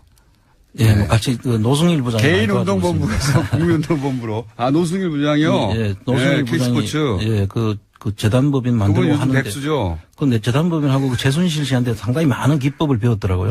많은 기법을 배웠더라고요. 재단 만드는 기법을 많이 배웠기 때문에. 아주 전문가 수준 뺨치는 수준이에요. 재단은 이렇게 만드는 게, 을 만들면 된다. 네. 그러니까요. 그렇게 해서 배운 거를 이렇게 좋은 데 쓰면 되는 거죠. 네. 그래서 국민운동본부가 발족이 되고, 아직 근데 뭐 홈페이지도 안 만들어지고 그런 상태죠? 네, 지금도 계속 만들어 가고 있고요. 그때 되면 이제 저희들이 그 홈페이지도 다 만들어지면 이제 발표를 하고, 누구든 참여할 수 있도록 그렇게 기회를 드릴 생각입니다. 이게 이제 혼자 시작해서 여기까지 온 거고요. 홈페이지 만들어지고 본격적으로 발족되면 많은 분들이 관심을 가지고 참여할 겁니다, 아마. 네. 그렇겠죠. 예. 더 이상 이제 본인 주머니에서 비행기표 안 사도 되는 그 지점까지 갔으면 좋겠고, 그래서 이제 본인 재산인지 모르는 분들에게 다 찾아줬으면 좋겠네요. 인권운동인데, 일종의. 인권운동이고, 본인 재산인지 모르고 살다가 지금 얼마나 억울합니까? 네. 저희가 다 딱지를 붙여가지고 그렇죠. 돌려드려야죠. 예. 이거 당신 거 하고 이렇게 딱. 자, 오늘은 여기까지 하겠습니다. 국민운동본부하고 그리고 다시 주식 사기 운동. 예. 네. 그것도 저희가 준비해서 국민운동 본부에서 추진할 수도 있겠습니다. 그러네요. 예. 예. 본부가 생기니까 네. 여기로 다 모아서 하면 되겠군요. 자, 노승일 씨도 함께 한다고 합니다. 네. 재단 만드는 법을 최순실 씨한테 배워서 여기서 활용한다고 하네요. 여기까지 하겠습니다. 지금까지 안원구 전 대구지방국세청장이었습니다. 감사합니다. 예, 감사합니다.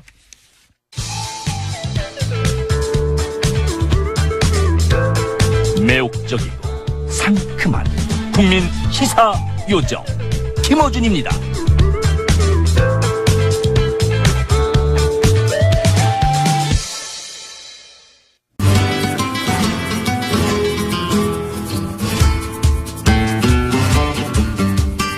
동심과 전통 파괴자 황교익 마칼님 씨 나오셨습니다. 안녕하십니까. 네, 안녕하세요. 지난주에 막걸리 얘기하셨고 네. 거기 단 거 넣지 말라고. 오늘은 뭡니까? 막걸리 쓰는 게 이제 소주. 막걸리의 대항마 소주. 소주. 네. 소주는 계속 잘 살고 있죠. 그렇죠. 소주는 뭐 어마어마하게 마셔요. 그런데 그 소주들이 만들어지는 그 과정들을 잘 모르고 이제 마시는 경우가 많죠. 두 종류의 소주가 있어요. 완전히 다른 두 종류가 있습니까? 네. 하나는 우리가 가장 흔히 마시는 게 희석식 소주이고요. 네. 그다음에 정유식 소주. 저는 소주는 증류인 줄 알았더니 그게 아니에요? 희석식 소주가 있어요. 그게 사실 뭐 이 어떻게 희석식 소주는 사실 소주라고 이름을 붙이기가 좀 애매한 건데 그냥 이렇게 붙이는 거죠. 전분으로 이 알코올을 만들 수 있는 게 원래 알코올균의 활성화를 해서 누룩으로 해서 하는 방법은 그렇게 많은 알코올을 만들어내지 못하거든요. 생산성이 좀 떨어지거든요. 그렇죠. 그런데 요즘 이 기술이 발달하다 보니까 알코올을 갖다가 최대한 많이 이렇게 뽑아낼 수 있는 기술을 가지고 있습니다. 그래서 그런 방식으로 알코올을 한 95도짜리의 주정이라고 그러는데 95도짜리 술 이렇게 생각하시면 돼요. 그렇게 만들어서 거기에다가 물을 타는 거죠. 그래서 이렇게 여러 감미료 넣고 이렇게 향도 넣고 이렇게 해가지고 내놓는 게 지금 희석식 소주입니다. 대부분이 그렇습니까? 네, 대부분이 그렇습니다. 우리가 그 소주가 그 마트 같은 데 가면 1,000원대지 않습니까? 그렇게 그렇죠. 값싸게 우리나라에서 가장 대중주라고 할 수 있는 가장 싼 술이죠. 그렇죠. 네. 그래서 이렇게 값싸게 먹을 수 있는 게 이제 그런 기술이 바탕이 되고요. 또 하나가 이제 값싼 재료이거든요. 그 소주들은 타피오카라는 그 재료를 씁니다. 이거 뭡니까? 처음 들어봤는데요, 저는. 저 보통 이제 동남아시아나 아프리카나 이런 데 보면 그 뿌리 위에 이렇게 고구마처럼 이렇게 큰 고구마처럼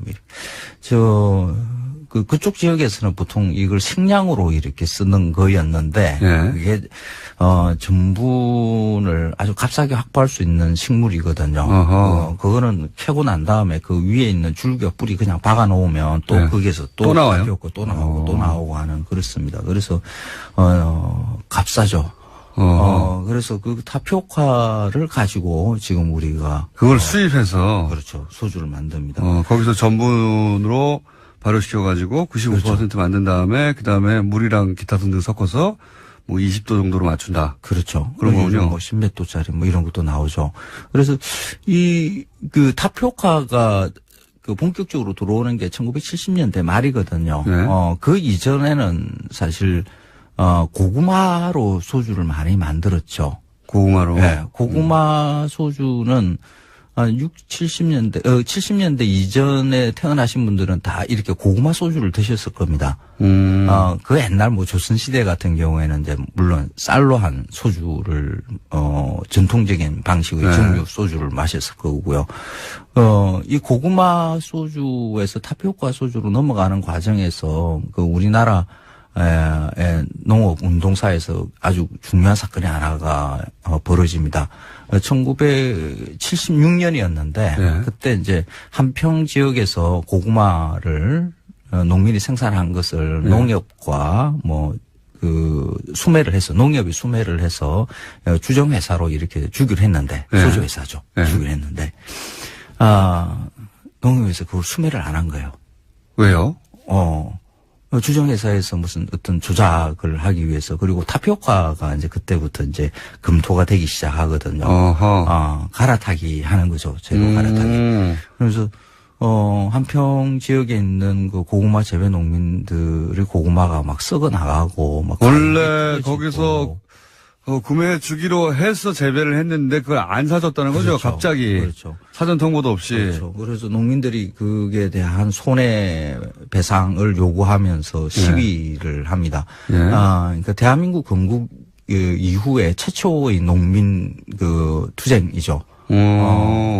그게 크게 있었습니까, 그게? 그런 그렇죠. 사건이? 그게 한 3년 정도 이렇게 3년이야? 버텼는데 뭐 그때 농민들 입장에서는 배신당한 거고. 그렇죠. 예. 당연히 이제 그 보상을 받아야 되는 거죠. 그런데 뭐 그 당시 뭐 정치 상황 잘 알지 않습니까? 예. 박정희 정권 하에서 그 농민들이 굉장히 많은 고통을 당했죠. 폭력적인 예. 진압들. 진압 당했겠죠. 예. 그렇죠. 이 우리가 마시는 소주가 그 고구마에서 이렇게 넘어가는 과정에서 농민들의 고통이 그렇게 한 번 있었고요. 이 사건 이후로 사실 넘어가게 되는 겁니까? 그렇죠. 본격적으로? 그렇죠. 지금. 그러면 그걸 수입을 했던 회사. 예. 쪽도 한번 봐야겠네요. 그 회사와 정부의 결탁. 이런 거는 이제 안 청장님이 잘 아실 텐데. 왜냐하면 술 문제는 국세청이 제일 잘 알아요.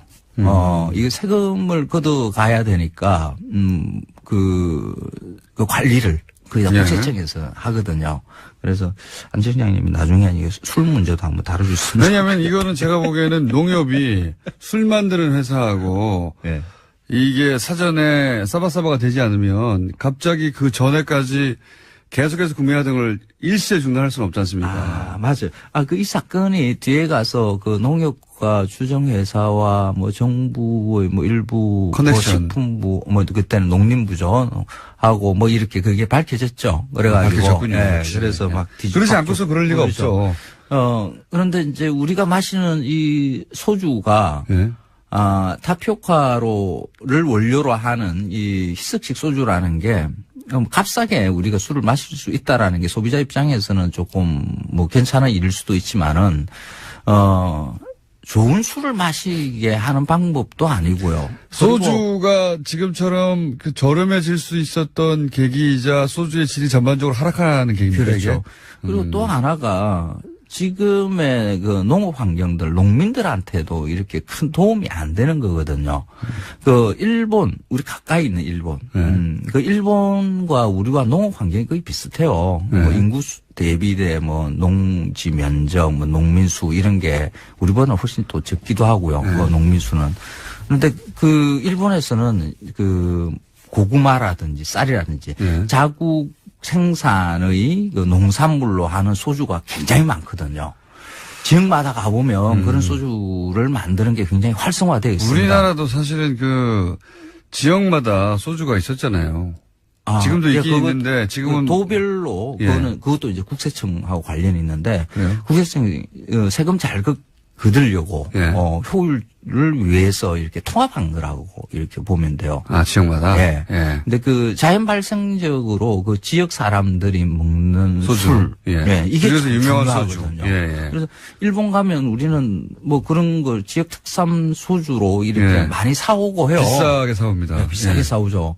그게 다 쌀, 고구마 뭐 이런 지역의 산물로 만드는 거예요. 자기들만의 제조법으로. 그렇죠. 근데 지금 우리는 지금 올해도 이제 쌀 그 생산량이 뭐 다행히 뭐 결과를 보니까 뭐 소비량 생산량은 그렇게 크게 늘어난 것 같지는 않은데 이건 많아요.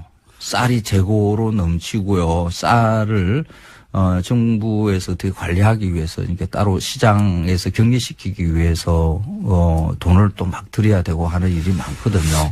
이때는 그러니까 뭐 70년대, 80년대 다 그랬지만 60년대도 포함하여 돈 벌려고 돈 벌려고 말하자면 지역의 전통이나 또는 그런 생산 방식에 있던 물건들이 싸그리 대량 생산으로 바뀌고 저렴해지고 가침 떨어지는 그런 것도 있죠. 그런데 그러니까 원래 있었는데 없어졌다 이거는 조금 안 해요. 그래요?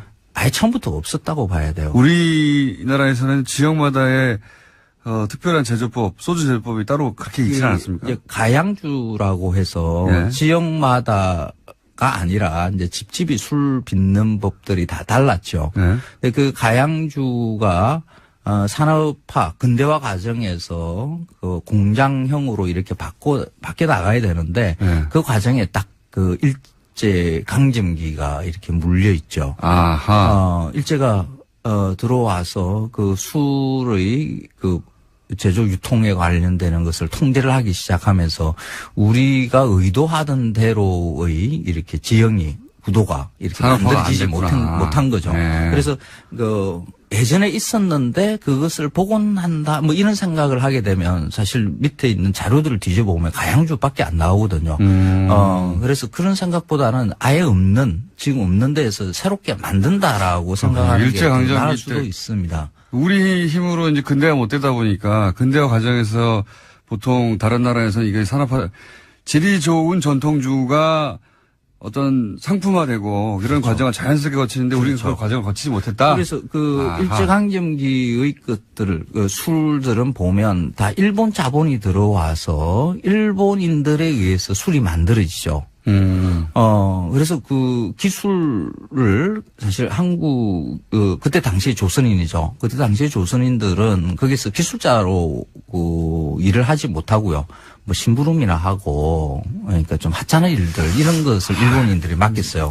근데 이런 얘기 할 때마다 느끼는 건데 뭐 이제 가까운 나라끼리 다른 나라 뭐 유럽이나 다른 데 역사를 보더라도 이 나라가 이 나라를 지배하거나 전쟁하거나 하는 게 많잖아요. 가까이 있으면 원래 네. 투닥투닥 하는데 근데 하필 우리가 일본에 강점을 당해도 하필 그 시점에 당했나 몰라요. 근대화되는 시점에. 아주 잴 수 없어요. 맞아요. 굉장히 중요한 시기인데 그 시점에 당했나 몰라요. 하필이면. 뭐 역사라는 건 뭐 되돌릴 수 없는 거니까 네. 지금 우리의 현실을 이렇게 들여다보는 그 일로 이제 역사는 봐야 되겠죠. 지금 상황에서 다시 우리의 소주, 제대로 맛있는 소주를 지역별로 만들어내는 작업들을 지금이라도 해야 되지 않는가. 말씀 듣고 보니 그러네요. 하지 못했던 걸 해야 한다? 그렇죠. 쌀이 너무 많아요. 지금 곡물 작업도를 보면 지금 우리나라는 20%대밖에 안 되거든요. 뭐 20%, 23% 뭐 이 정도라고 이야기를 하는데 쌀 작업률은 의무 수입량 빼놓고 난 다음에는 100%예요. 그러니까 뭔가 균형이 안 맞죠. 쌀만이 오직 지금 상황에서는 농민 입장에서는 돈이 되니까 쌀을 포기하지를 못하는 거거든요. 그러면 쌀을 지금 뭐 농민이 돈이 되니까 뭐 어쩔 수 없이 그것만 계속 짓겠다라는 그런 상황이 만들어져 있으면 이 쌀 소비를 늘리는 방법을 강구를 해야 되거든요. 이거 지금까지는 주제가 완전히 다른. 지금까지는 전통인 아는 것도 다 아니라고 다 뭉개버리시더니 이번에는 전통이 될 수 있었는데 일본 강점기 때 못됐으니까 지금이라도 만들어야 되는 거죠. 그래서 쌀은 전통 생산자인데요. 좋은 소주의 재료예요. 쌀로 소주를 제대로 만들어서 고급화해보자. 그렇죠. 네. 그러면 쌀 걱정하는 것들 조금씩 들 수 있고요. 맛있는 술도 좀 마실 수 있고요. 지역 경제가 이렇게 살 수 있는, 좀 활성화될 이렇게 수 있는 생산적인 이야기를 하시는 건 처음 들어봤네요. 아니, 원래 제가 항상 생산적인 이야기를 하죠. 당신이 잘못 알고 있어! 하고 홍군형을 내주시다가. 그러니까 전통은, 조선에서 이렇게 있던 것이다 하고 이렇게 이야기하는 것으로 끝내야 될 게 아니라. 지금 우리의, 전통은 뭔가, 대한민국의 전통 술은 뭔가, 조선의 것은 사실 의미가 없습니다. 일제강점기 것도 의미가 없고요. 지금 당장의 전통을 한번 만들어보자. 그래서. 황교안 씨였습니다.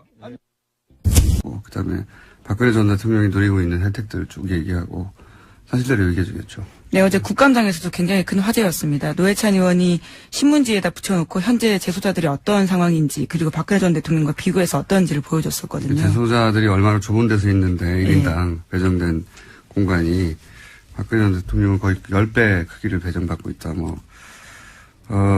퍼포먼스를 신문지 깔고 하셨죠. 그리고 끝나고 나서 바로 휴대폰으로 본인 이름을 검색해 보셨어요. 굉장히 많은 기사가 나왔습니다. 네. 창의적인 방식이죠. 사실 10마디보다 신문지 한 장에 깔아서 이렇게 좋은 공간이 있다라고. 동시에 이제 사실 우리나라의 그 다인시라고 부르진 않지만. 여러 명이 있는 방요. 열악하죠. 네, 좁은 건 맞습니다. 덕분에 박근혜 전 대통령 덕분에 일반 수감자들의 재수자들의 인권 문제나 공간 문제가 해결됐으면 좋겠네요. 예. 그렇고요. 그리고 뭐 관련 뉴스가 많습니다. 워낙 희귀한 언론 플레이를 했기 때문에 관련 뉴스가 몇 개 더 있죠. 네, MH그룹에서 어제 대외 담당 변호사가 공식 입장을 냈는데요. 박근혜 전 대통령은 고령에다가 아픈데 제대로 치료받지 못하고 있다라는 주장을 계속해서 하고 있습니다. 아픈데 있지 않습니까? 아픈데. 예. 네. 아프실 예정이 해외까지 전파됐어요. 예. 네. 하지만 MH그룹 같은 경우에는 박근혜 전 대통령을 직접 접촉한 바는 없다라고 밝혀서요. 직접적으로 확인하지 않은 정보에 대해서 언론 플레이한다라는 비판도 나오고 있습니다. 상관없습니다. 이쪽은 돈 받고 하는 거기 때문에. 원래 이제 그 국제적으로 이렇게, 인권 침해를 당하고 있다고 재소자에 대해서 문제 제기할 때는 보통은 이제 전쟁 전후다. 그 국내, 정치적 환경이 굉장히 혼란스러워서 부당하게 잡혔는데 재판도 없이 잡혔거나 아니면은 잡히긴 잡혔는데 어디인지도 모르거나. 네, 그렇죠. 영장이 없이 체포되거나 그런 경우들입니다. 고문 받거나 아니면은 부당하게 사형 선고를 받거나 이런 경우거든요. 박근혜 전 대통령은 전혀 해당 사항이 없습니다. 전혀 해당 사항이 없고 인권위도 이런 지금 박근혜 전 대통령은 개인이거든요. 개인에 관련된 사안을 안 다뤄요. 여기서는 보통 전반적인 인권 환경에 대해서 다루지. 이것도 말이 안 되고요. 네, 다음 달 9일에 검토할 기초 자료에도요. 박근혜 전 대통령 관련된 사례는 없다라고 합니다. 앞으로도 없을 겁니다. 네, 여성과 아동 최저 생급이 이런 내용만 보고서에 있다라고 합니다. 이 그룹이 UN 인권위를 상대로 한 이런 일을 해본 적이 없는 것으로 보입니다. 없어서 이제 어설프게 진행하고 있다. 언론 플레이를 크게 하는 것 같지만 어설픕니다. 그리고 그 회사, 컨설팅 회사요. 여기는 인권 단체가 아니고 회사예요. 보니까. 네, 컨설팅 회사라고 알려져 있습니다. 네네. 돈 주고 하는 곳인데 이제 어제도 말씀드렸지만 국제적으로 이제 법률가들이 아까 말씀드린 케이스 같은 경우를 놓고 이제 인권 운동하는 그런 그룹 단체가 있긴 있어요. 유럽에 많이 있는데 일단 프랑스에 있는 사람들한테 사실 이런 운동하는 사람들 서로 다 알거든요. 예. 물어봤더니 모른다고 그래요. 네. 네덜란드 쪽에도 그런 그룹인데 모른다고 하고. 제가 이분들하고 면담해 본 적이 있거든요. 영국도 물어봤으니 답이 오겠죠. 모를 겁니다 아마. 그쪽에서 일하는 사람들이 아니에요. 그러니까 돈 받고 일하는 사람들입니다. 그냥. 돈 많이 줬을 것 같은데. 자, 이 뉴스는 저도 계속 추적해서 좀 더 자세히 앞으로 알려드리겠습니다. 어쩌다 보니 제가 이 영역에서 일하는 사람들과 만나서 면담하고 일해본 적이 있습니다. 자, 다음 뉴스는요? 네, 어제 최순실 씨도요, 재판에 나와서 불만을 이야기했습니다. 자신이 인권 침해 당하고 있다는 취지의 주장을 같이 한 건데요. 또 자신이 지금은 약으로 버티지만 정신고문이나 고문이 있었다면 원비와 같은 사망 상태에 이를 정도로 견디기가 힘들다라고 주장했습니다. 또 검찰을 향해서는요, 딸 정유라 씨를 새벽에 남자 조사관이 데려간 건 성희롱에 해당한다라는. 그러니까 언제냐면 대표적인 경우가 실형 선고가 예상되는 경우거든요. 이게 수감될 가능성이 있으니까 당연히 도망가지 않겠습니까? 이렇게 보는 거거든요. 객관적으로. 뭐 조금 전에 공장장님 이재용 피고인 얘기도 하셨는데 뭐 개인적으로 어떻다 저떻다는 사실 크게 따지진 않아요. 왜냐하면 그렇게 되면 유전무죄 무전유죄가 돼버리니까 객관적으로 좀 보자는 거죠. 근데 지금 이 사건에서 보면 내용이 뭐냐면은 이 공무원이 정치적 중립을 지켜야 되는데 이건 다른 법도 아니고 특별법이 있어요. 국정원법에 정치적 중립을 지키라고 다른 일반 법하고 달리 국정원 직원이 거기다 민간인이 공모 가공해가지고 민주주의의 근간을 흔들어버리는 여론 조작을 해버린 거란 말이에요. 상당히 중대한 범죄죠. 그러니까 근데 이게 별게 아니라고 본 거예요. 이럴 정도 가지고 실형 선고 안 된다는 거죠. 실형 선고가 예상될 정도의 중대한 범죄는 도주의 우려라고 우리가 있다고 생각해서 구속하는 게 통상적인 경우인데, 그렇죠. 예. 중대한 범죄가 아닌 걸로 봤다. 그렇지 않고서는, 이런 논리가 나올 수가 없다. 이런 말씀이시군요. 그렇죠. 그러면 이게 중대한 범죄가 아니라면 이거는 이 영장연합 판사들이 민주주의를 부정하는 세력이거나 아니면은 최소한 적어도 이쪽에 관련된 정치적인 입장과 견해를 같이 하는 거 아니냐라는 그런 의심이 들어요, 강하게. 더 나가서 지금 문제가 뭐냐면, 잠깐만 나갔습니다. 추선희 총장 같은 경우는 뭐냐면, 오늘 말 욕심 많으시네요. 열받았어요. 추선희 총장 같은 경우 2천만 원 갈취도 있거든요. 혐의가. 이거는요, 국정원법 위반을 떠나서요, 이 정도면은 뭐 합의가 됐는지 안 됐는지 모르겠는데, 이거 당연히 이거 실형 선고감이에요. 근데 이게 지금 아니라고 하는 거는 뭔가 이건 의도가 있는 거죠. 그렇게밖에 해석이 안 돼요. 지금 사실은 영장 판사들의 기각 이어져 온 사례가 하필이면 이거 우병우 전 민정수석 혹은 최순실 씨 라인 혹은 관련 소위 이제 국정농단 사건 관련해서 주요 피의자들이 계속 영장이 기각돼서 그게 사례가 하나 둘 있을 때까지만 하더라도 이제 조심스럽게 말을 했는데 명백한 흐름이 있다고 보여지지 않습니까? 그 정도 말해도 되는 거 아닙니까? 이 정도 되면? 정말 말도 말이지만 글이라도 하나 쓰고 싶네요, 정말. 그리고 이 추선. 그러니까 여기 결정적으로 추선이 2천만 원 갈치 거기가 저는 되게 컸어요. 이거는 뭐 있을 수가 없어요. 어떻게 이게 도주 우려가 없다고 보는 건지. 그렇기 때문에 추선희 씨가 만약에 그 사무총장이 아니었다면 이런 결과는 나오지 않았을 것이다라고 얘기할 수 해도 무방하지 않나 싶습니다. 사실 어버이연합 처음 문제됐을 때 압수수색 한다고 했을 때 사무실 문 닫고 뭐 자료 없애고 한 당사자예요. 그리고 본인이 모처에 있다고 연락이 안 되고 그게 도피 아닙니까? 그렇죠. 최소한 도주 우려가 있죠. 도주의 징후가 있는 거니까요. 그것도 뭐 개인적인 거긴 하지만 그건 이제 어떤 전력이기 때문에 일반적으로 얘기하는 뭐 주거가 명확하다 뭐 내지는 뭐 직업이 뭐 일정하다 뭐 이런 거하고 다른 문제거든요. 그렇게 시도를 한 바 있기 때문에 이것도 상당히 중요한 문제인데 그거에 대해서도 눈을 감았다는 거는 이게 어떤 의도가 있는 것 같다라고 하는 근거를 대자면 계속 될 수 있을 정도로 여러 가지가 나오는 거죠. 지금 공장장님 말씀하신 것도 하나의 근거고요. 알겠습니다. 저는 이 사안 하나하나를 디테일하게 따지는 것 이상으로 이게 이제 굉장히 이어져 온 흐름이라서 흐름의 관점에서 한번 짚어볼 필요가 있다 싶어서 말씀드렸는데 또 그걸 또 어찌나 논리적으로 말씀하시고 말 욕심도 많으신지. 오늘은 여기까지 하고요. 저희가 사례를 총 다 모아가지고 한번 종합적으로 따지는 거 해볼까 합니다. 다음 주나 한번. 그때 한번 다시 모시겠습니다. 네, 알겠습니다. 네, 감사합니다. 지금까지 이정열 전 부장판사였습니다. 자, 민의로 잠깐 짚어봤고요. 뉴스 한두 개 정도 더 할 시간이 있습니다. 네, 아까 앞서 말씀드렸었는데요. 이명박. 또 두 건이 동시에 발생했기 때문에 저희가 뉴스공장, 영장 해설 판사를 연결하지 않을 수가 없습니다. 네. 연결되셨는지 모르겠네요. 연결됐나 봅니다. 이정열 전 부장판사 연결하고 있습니다. 안녕하십니까? 네, 안녕하세요. 네, 저희가 몇 차례나 반복적으로 한, 기각건이 이번에 또 비슷한 취지의 인터뷰가 이어질 것 같긴 한데, 그렇죠? 근데 이거, 하루에 하나씩 하면 저도 2번 주시는데, 이거 하루에 2개를 해가지고. 네. 출연 횟수가 이래 줄었습니다. 네. 그러게 말입니다. 두 분을 그냥 묶어서 얘기해보죠. 이 단건으로, 얘기하기보다는 사실은 쭉 이어져 온 어떤 흐름이 있지 않습니까? 그렇죠. 네. 그 흐름의 관점에서 보실 때 이게 어떤 문제가 있는지 좀 정리해 주십시오.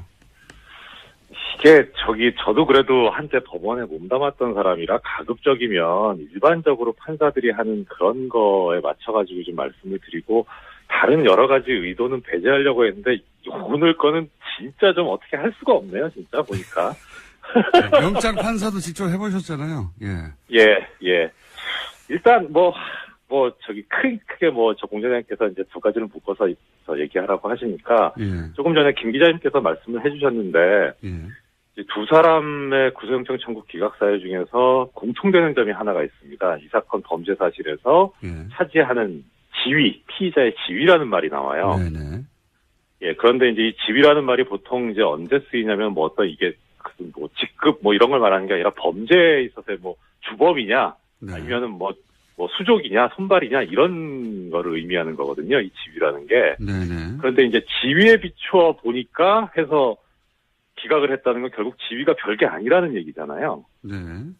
예, 그러니까 이제 두 사람이 이제 손발이다. 뭐 지위가 높아서가 아니라 지위가 낮아서 풀어줬다. 그렇게 그렇죠. 해석된다. 그렇죠. 예, 그렇게 해석이 돼요. 일단은 기각 사유를 보면요.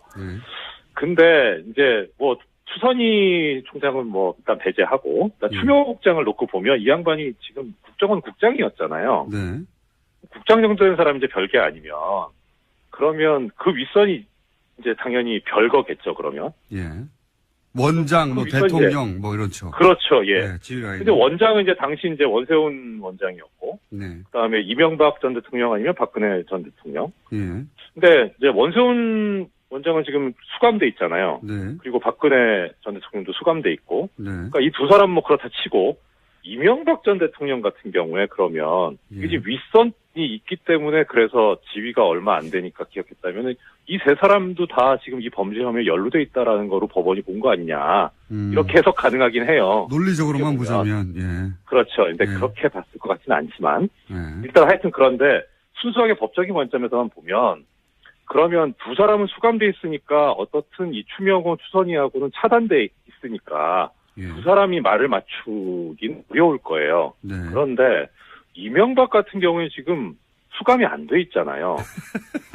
아, 그러면 그 논리들 한번. 예, 아니 뭐 법논리입니다. 뭐 수감돼야 되냐 안 되냐 뭐 이걸 얘기하자는 게 아니라 네. 지위가 중요하지 그러니까 않다니까. 예. 예, 그러니까 언제든지 두 사람 접촉 가능한 상태에 있기 때문에 당연히 증거인멸의 우려가 있어요. 이런 경우에 이제 어떻게 법원에서 판단을 해왔냐면 영장 전담할 때 조사받지 않은 공범이 있다. 그러니까 증거인멸의 우려가 있다. 이렇게 봐왔거든요. 그러니까 조사받지 않은 공범이 있어요. 이명박 전 대통령이 아직 조사를 받은 바가 없잖아요. 네. 그러니까 증거인멸의 우려가 당연히 있는데 지위 때문에 증거인멸의 우려가 없다라고 봤다. 연결을 시키면 그건 명백히 부당한 거죠. 법논리로 하나는, 따지니까 그렇군요. 예, 예, 그렇죠. 그다음 또 하나 이제 도주 우려가 없다는 건데 네. 도주 우려가 없다는 것도 뭐 기존에 저 뉴스공장에서 여러 번 말씀드렸습니다만 도주 우려가 있다고 보는 경우 주장도 했습니다.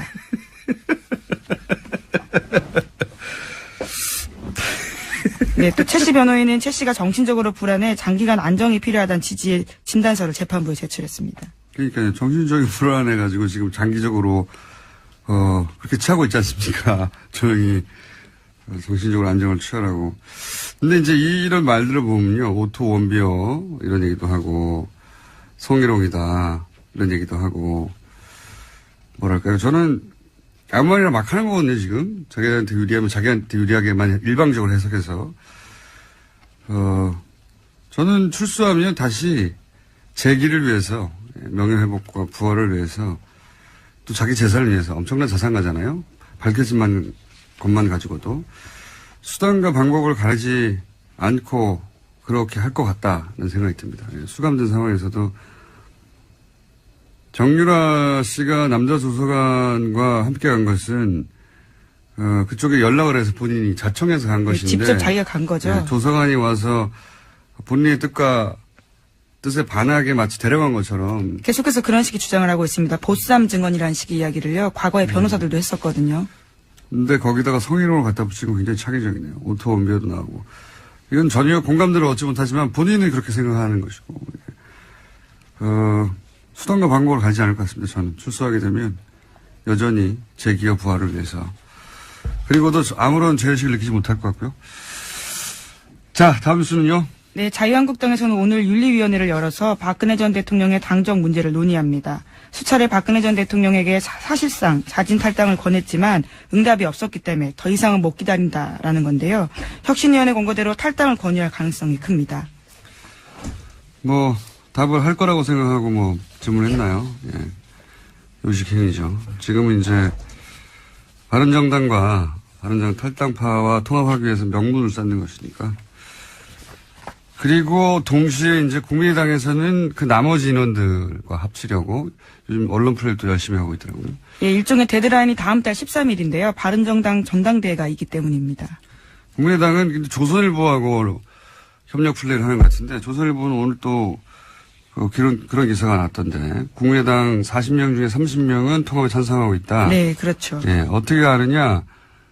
이미 2주간 1대1 접촉으로 전수조사를 국민의당 의원들을 상대로 마쳤다. 그래서 5명 정도 반대한다. 라고 하던데 전수조사를 다 마쳤는데 어떻게 당사자들은 자신들이 그런 조사를 받았다는 걸 모릅니까? 예, 박지원 대표도 모르던데. 자, 어쨌든 이 기사 역시 여론조사, 비밀리에 한 여론조사가 조선일보에서 나왔죠. 예, 이 기사도 역시 조선일보. 조선일보는 이제 걱정하는 거죠. 국민의당에서 혹시 민주당과 합칠까봐. 예, 걱정이 많아요. 조선일보가. 그래서 국민의당의 안철수계하고는 이해관계가 맞는 거죠. 그래서 연일 그런 특종을 하고 있습니다. 자, 다음 뉴스는요. 네, 오늘 새벽 추명호 전 국정원 국장에 대한 구속영장이 기각됐습니다. 서울중앙지법 강부영 영장전담 부장판사가 다음과 같은 기각 사유를 밝혔는데요. 전체 범죄 사실에서 피의자가 차지하는 지위와 역할, 피의자의 주거 및 가족관계 등을 종합하면 구속해야 할 사유와 필요성, 상당성을 인정하기 어렵다라는 겁니다. 네, 검찰이 계속 기각될 때마다 비슷한 모딩인데, 예. 추명호 전 국장도 오늘 기각됐고 또 공교롭게도 추선희 사무총장도 네. 영장이 기각됐습니다. 두 분 모두 기각됐고. 네, 여기는 기각 사유가 약간은 다른데요. 읽어보면 혐의는 소명되나 피의자의 신분가치, 수사 진행 경과 등을 고려할 때 도망 및 증거인멸의 염려가 있다고 보기 어렵다라는 겁니다. 혐의는 있지만 증거인멸 염려가 없다라는 취지 이야기인 거죠. 이재용 부회장은 집이 어딘지 모릅니까? 자, 이 건은 안녕하세요. 김어준입니다. 이명박 정부 시절 국정원이 김대중 전 대통령 노벨상 취소를 위한 공작을 했었다는 사실 이미 밝혀진 적 있죠. 그런데 어제 국정원 적폐청산위에 따르면 국정원 심리전단은 노벨상 취소를 위해서는 단계적인 공작이 필요하다며 노르웨이의 라프토 인권상 수상을 먼저 취소시키려 했던 것이 새롭게 드러났습니다. 김대중 전 대통령이 자기들한테 뭘 어쨌다고 저런 짓을 한 걸까요? 이명박 전 대통령이 김대중 전 대통령에게 무슨 정치적 탄압이라도 받았습니까? 빨갱이라며 왜곡당하고 사형 선고당하고 외국으로 쫓겨나고 현해탄에서 수장될 뻔하고 평생을 당하고 산 건 정작 김대중 전 대통령이었는데 오히려 선거법 위반으로 정치활동도 할 수 없었던 이명박 전 대통령을 사면 복권 한 게 바로 김대중 전 대통령이었습니다. 그런데도 저런 짓을 해놓고 어떻게 지금 자기들이 정치보복을 당하고 있다고 그렇게 주장을 하나요? 반성이나 성찰 그런 건 바라지도 않습니다. 그래도 최소한 염치는 있어야 하는 거 아닙니까? 아니면 묻는 말에 답이라도 해야죠. 다스 누구 겁니까? 답을 주세요. 김어준 생각이었습니다.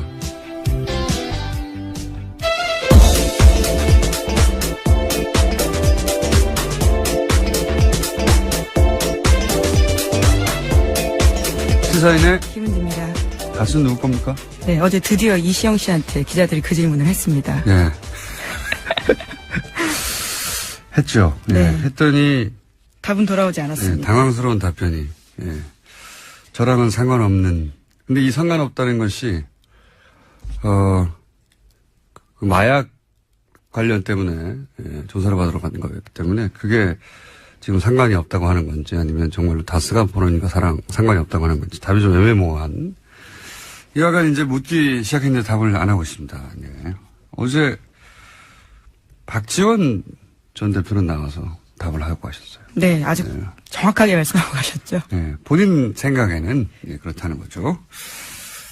MB가 아닙니까? 이렇게 답을 하고 대장을 하셨습니다. 자, 첫 뉴스는 뭡니까? 네, 예상대로 박근혜 전 대통령이 어제 자신의 재판에 나오지 않았습니다. 그래서 법원이 국선 변호인을 선임하겠다라고 밝혔는데요. 현행 형사소송법상 박근혜 전 대통령 사건은 변호인 없이 진행할 수 없기 때문입니다. 재판부는 수사 공판 기록을 복사하고 사건을 파악하는데 적지 않은 시간이 들 것이라면서 다음 재판 일정을 잡지 않았습니다. 하지만 박근혜 전 대통령이 국선 변호인이 선임되더라도 면담을 거절하는 등 변론에 협조하지 않을 가능성이 큽니다. 아주 크다고 봅니다. 제가 아프실 예정이라고 오래전부터 얘기해왔지 않습니까? 지금도 이제 아프다고 지금 국제적인 여론전을 하려고 하는데, 예. 그렇게 하려면은 변호인의 조력도 받지 못하고 있다. 이렇게 말해야 되거든요. 예. 그러다 보니까. 못하는 게 아니고 안 하는 거죠, 지금. 그렇죠. 안 하는 건데 이제 해외에서는 못한다고 그렇게 주장을 하겠죠. 그러기 때문에 국선 변호인이 선임돼도 면담을 안 하고, 예. 그럴 가능성이 높고, 재판도 보이콧할 가능성이 높고, 예. 왜냐하면 부당한 재판을 받고 있다고 주장해야 되기 때문에. 하지만 이거 실패합니다. 제가 네, 보기에는. 본인이 보이콧하더라도요, 재판은 진행될 수 있습니다. 걸석으로 진행이 되기 때문에요. 오히려 훨씬 더 불리할 가능성이 큽니다. 법리적으로는 불리한데, 이제 정치적 투쟁을 하는 거니까요. 여론전을 하고 있고. 그러니까 이제 본인도 없이 진행됐다. 뭐 이런 얘기도 할 것이고. 근데 이제 유엔이 바보가 아니에요. 예. 그리고 해외 언론도 금방 사실관계를 파악합니다. 왜냐하면 이런 일이 있으면 당연히 외무부에도 물어보고 하거든요. 공식 진행하고 기자들이. 그러면 이제 일반 재수자의 수감시설 보여주고 사진으로 보여주고